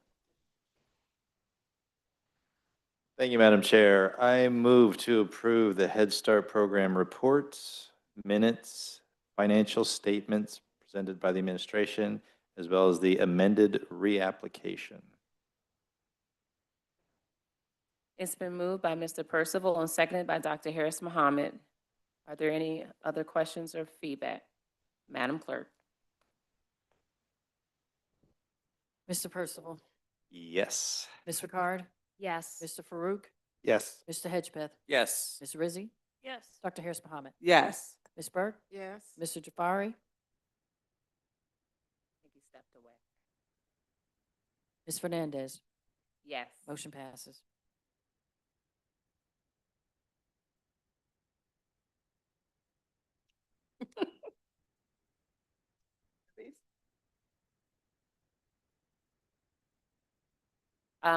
Again, thank you for Policy Council. I also like to thank Dr. Wiggins for her efforts as well. We certainly could not have done this without her leadership and Dr. Harris Mohammed's feedback as well. This is definitely a team effort, so thank you all. Oh, yes, and Ms. Chang, thank you so much for your efforts. Okay, so moving right along to consent agenda. I believe that there is Dr. Harris Mohammed. Yes, colleagues, I would like to pull the personnel agenda out of the consent agenda.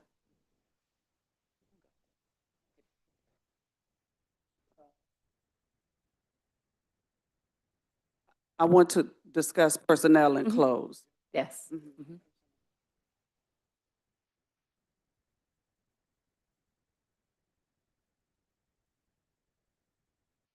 One point of clarification, Madam Chair. Oh, I'm so sorry. It's okay. We'll come back to it. Okay. Okay. Do we need a motion or just asking to pull it out is enough? I'm not clear on that piece. Yes? Okay. All right, if there are no concerns, then we can pull out personal actions to discuss in closed session. And possible action later. And possible action later. Thank you for clarifying that. All right. So do I have a motion for the other items? Ms. Burke? Thank you, Madam Chair. I move that we receive for action board travel, the RPS, RPD Memorandum of Understanding, the FY 26 salary schedule, the action contracts over 100,000, and the action budget transfers over 10,000. Second. It's been moved by Ms. Burke and seconded by Ms. Ricard. Madam Clerk? Mr. Percival. Yes. Mr. Card. Yes. Mr. Farouk. Yes. Mr. Hedgepeth. Yes. Ms. Rizzi. Yes. Dr. Harris Mohammed. Yes. Ms. Burke. Yes. Mr. Jafari. Ms. Fernandez. Yes. Motion passes. Thank you. My apologies, colleagues. 7.02, that was totally a mistake and oversight, and certainly not intentional. We'd like to receive for approval the collective bargaining agreement for central office, but it's my understanding that it has not yet been ratified. Could you clarify? I just got word that it has been ratified. Okay. And so we would welcome the board's action tonight. Okay. Dr. Harris Mohammed. I move that we approve the collective bargaining agreement between the School Board of the City of Richmond and the Richmond Education Association for support professionals located in central office. Second. It's been moved by Dr. Harris Mohammed and seconded by Mr. Hedgepeth. Madam Clerk? Do I need to say the years? I'm sorry. I'm sorry? Do I need to identify the years? No? Okay. As stated. Yeah, as presented. Madam Clerk? Mr. Percival. Yes. Ms. Ricard. Yes. Mr. Farouk. Yes. Mr. Hedgepeth. Yes. Ms. Rizzi. Yes. Dr. Harris Mohammed. Ms. Burke. Mr. Jafari. Ms. Fernandez. Yes. Motion passes. Wonderful. That's wonderful news. Congratulations to all involved, a part of this collective bargaining agreement. That's a huge stride. Yes. Indeed. Okay, for the sake of time,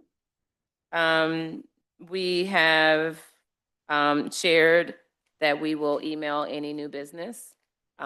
So at this time, we will move directly into closed session.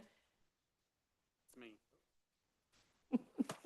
Madam Chair, I move that the school board of the city of Richmond convene in closed session to, one, consider the appointment of hearing officers, the assignment, appointment, promotion, performance, demotion, salaries, disciplining, or resignation of teachers, principals, assistant principals, classified employees, or appointees for discussion, consideration, or interview of prospective candidates for employment for teachers, principals, assistant principals, classified employees, or appointees. The personnel actions for today as permitted by Virginia Code 2.2-3711A1. Also, to discuss and consider the performance evaluation of 2 central office employees as authorized by Virginia Code 2.2-3711A1, and to discuss with legal counsel and receive briefing from staff members regarding a possible employment-related litigation matter as authorized by Virginia Code 2.2-3711A7 and A8. Also, to discuss and consider the performance and possible discipline of classified employees and to consult with legal counsel regarding the same issues as authorized by Virginia Code 2.2-3711A1 and A8. Also, to discuss and consider the hiring of candidates for a central office position as authorized by Virginia Code 2.2-3711A1 and to consult with legal counsel regarding issues related to use and potential lease of school board property as authorized by Virginia Code 2.2-3711A8. Second. It's been moved by Mr. Hedgepath and seconded by Ms. Ricard. Madam Clerk. Mr. Percival, Yes. Mr. Ricard, Yes. Mr. Farouk, Yes. Mr. Hedgepeth, Yes. Ms. Rizzi, Dr. Harris Mohammed, Yes. Mr. Burke, Yes. Mr. Jafari, Ms. Fernandez. Yes. Motion passes. Thank you. We are now enclosed. If we can move swiftly to our area.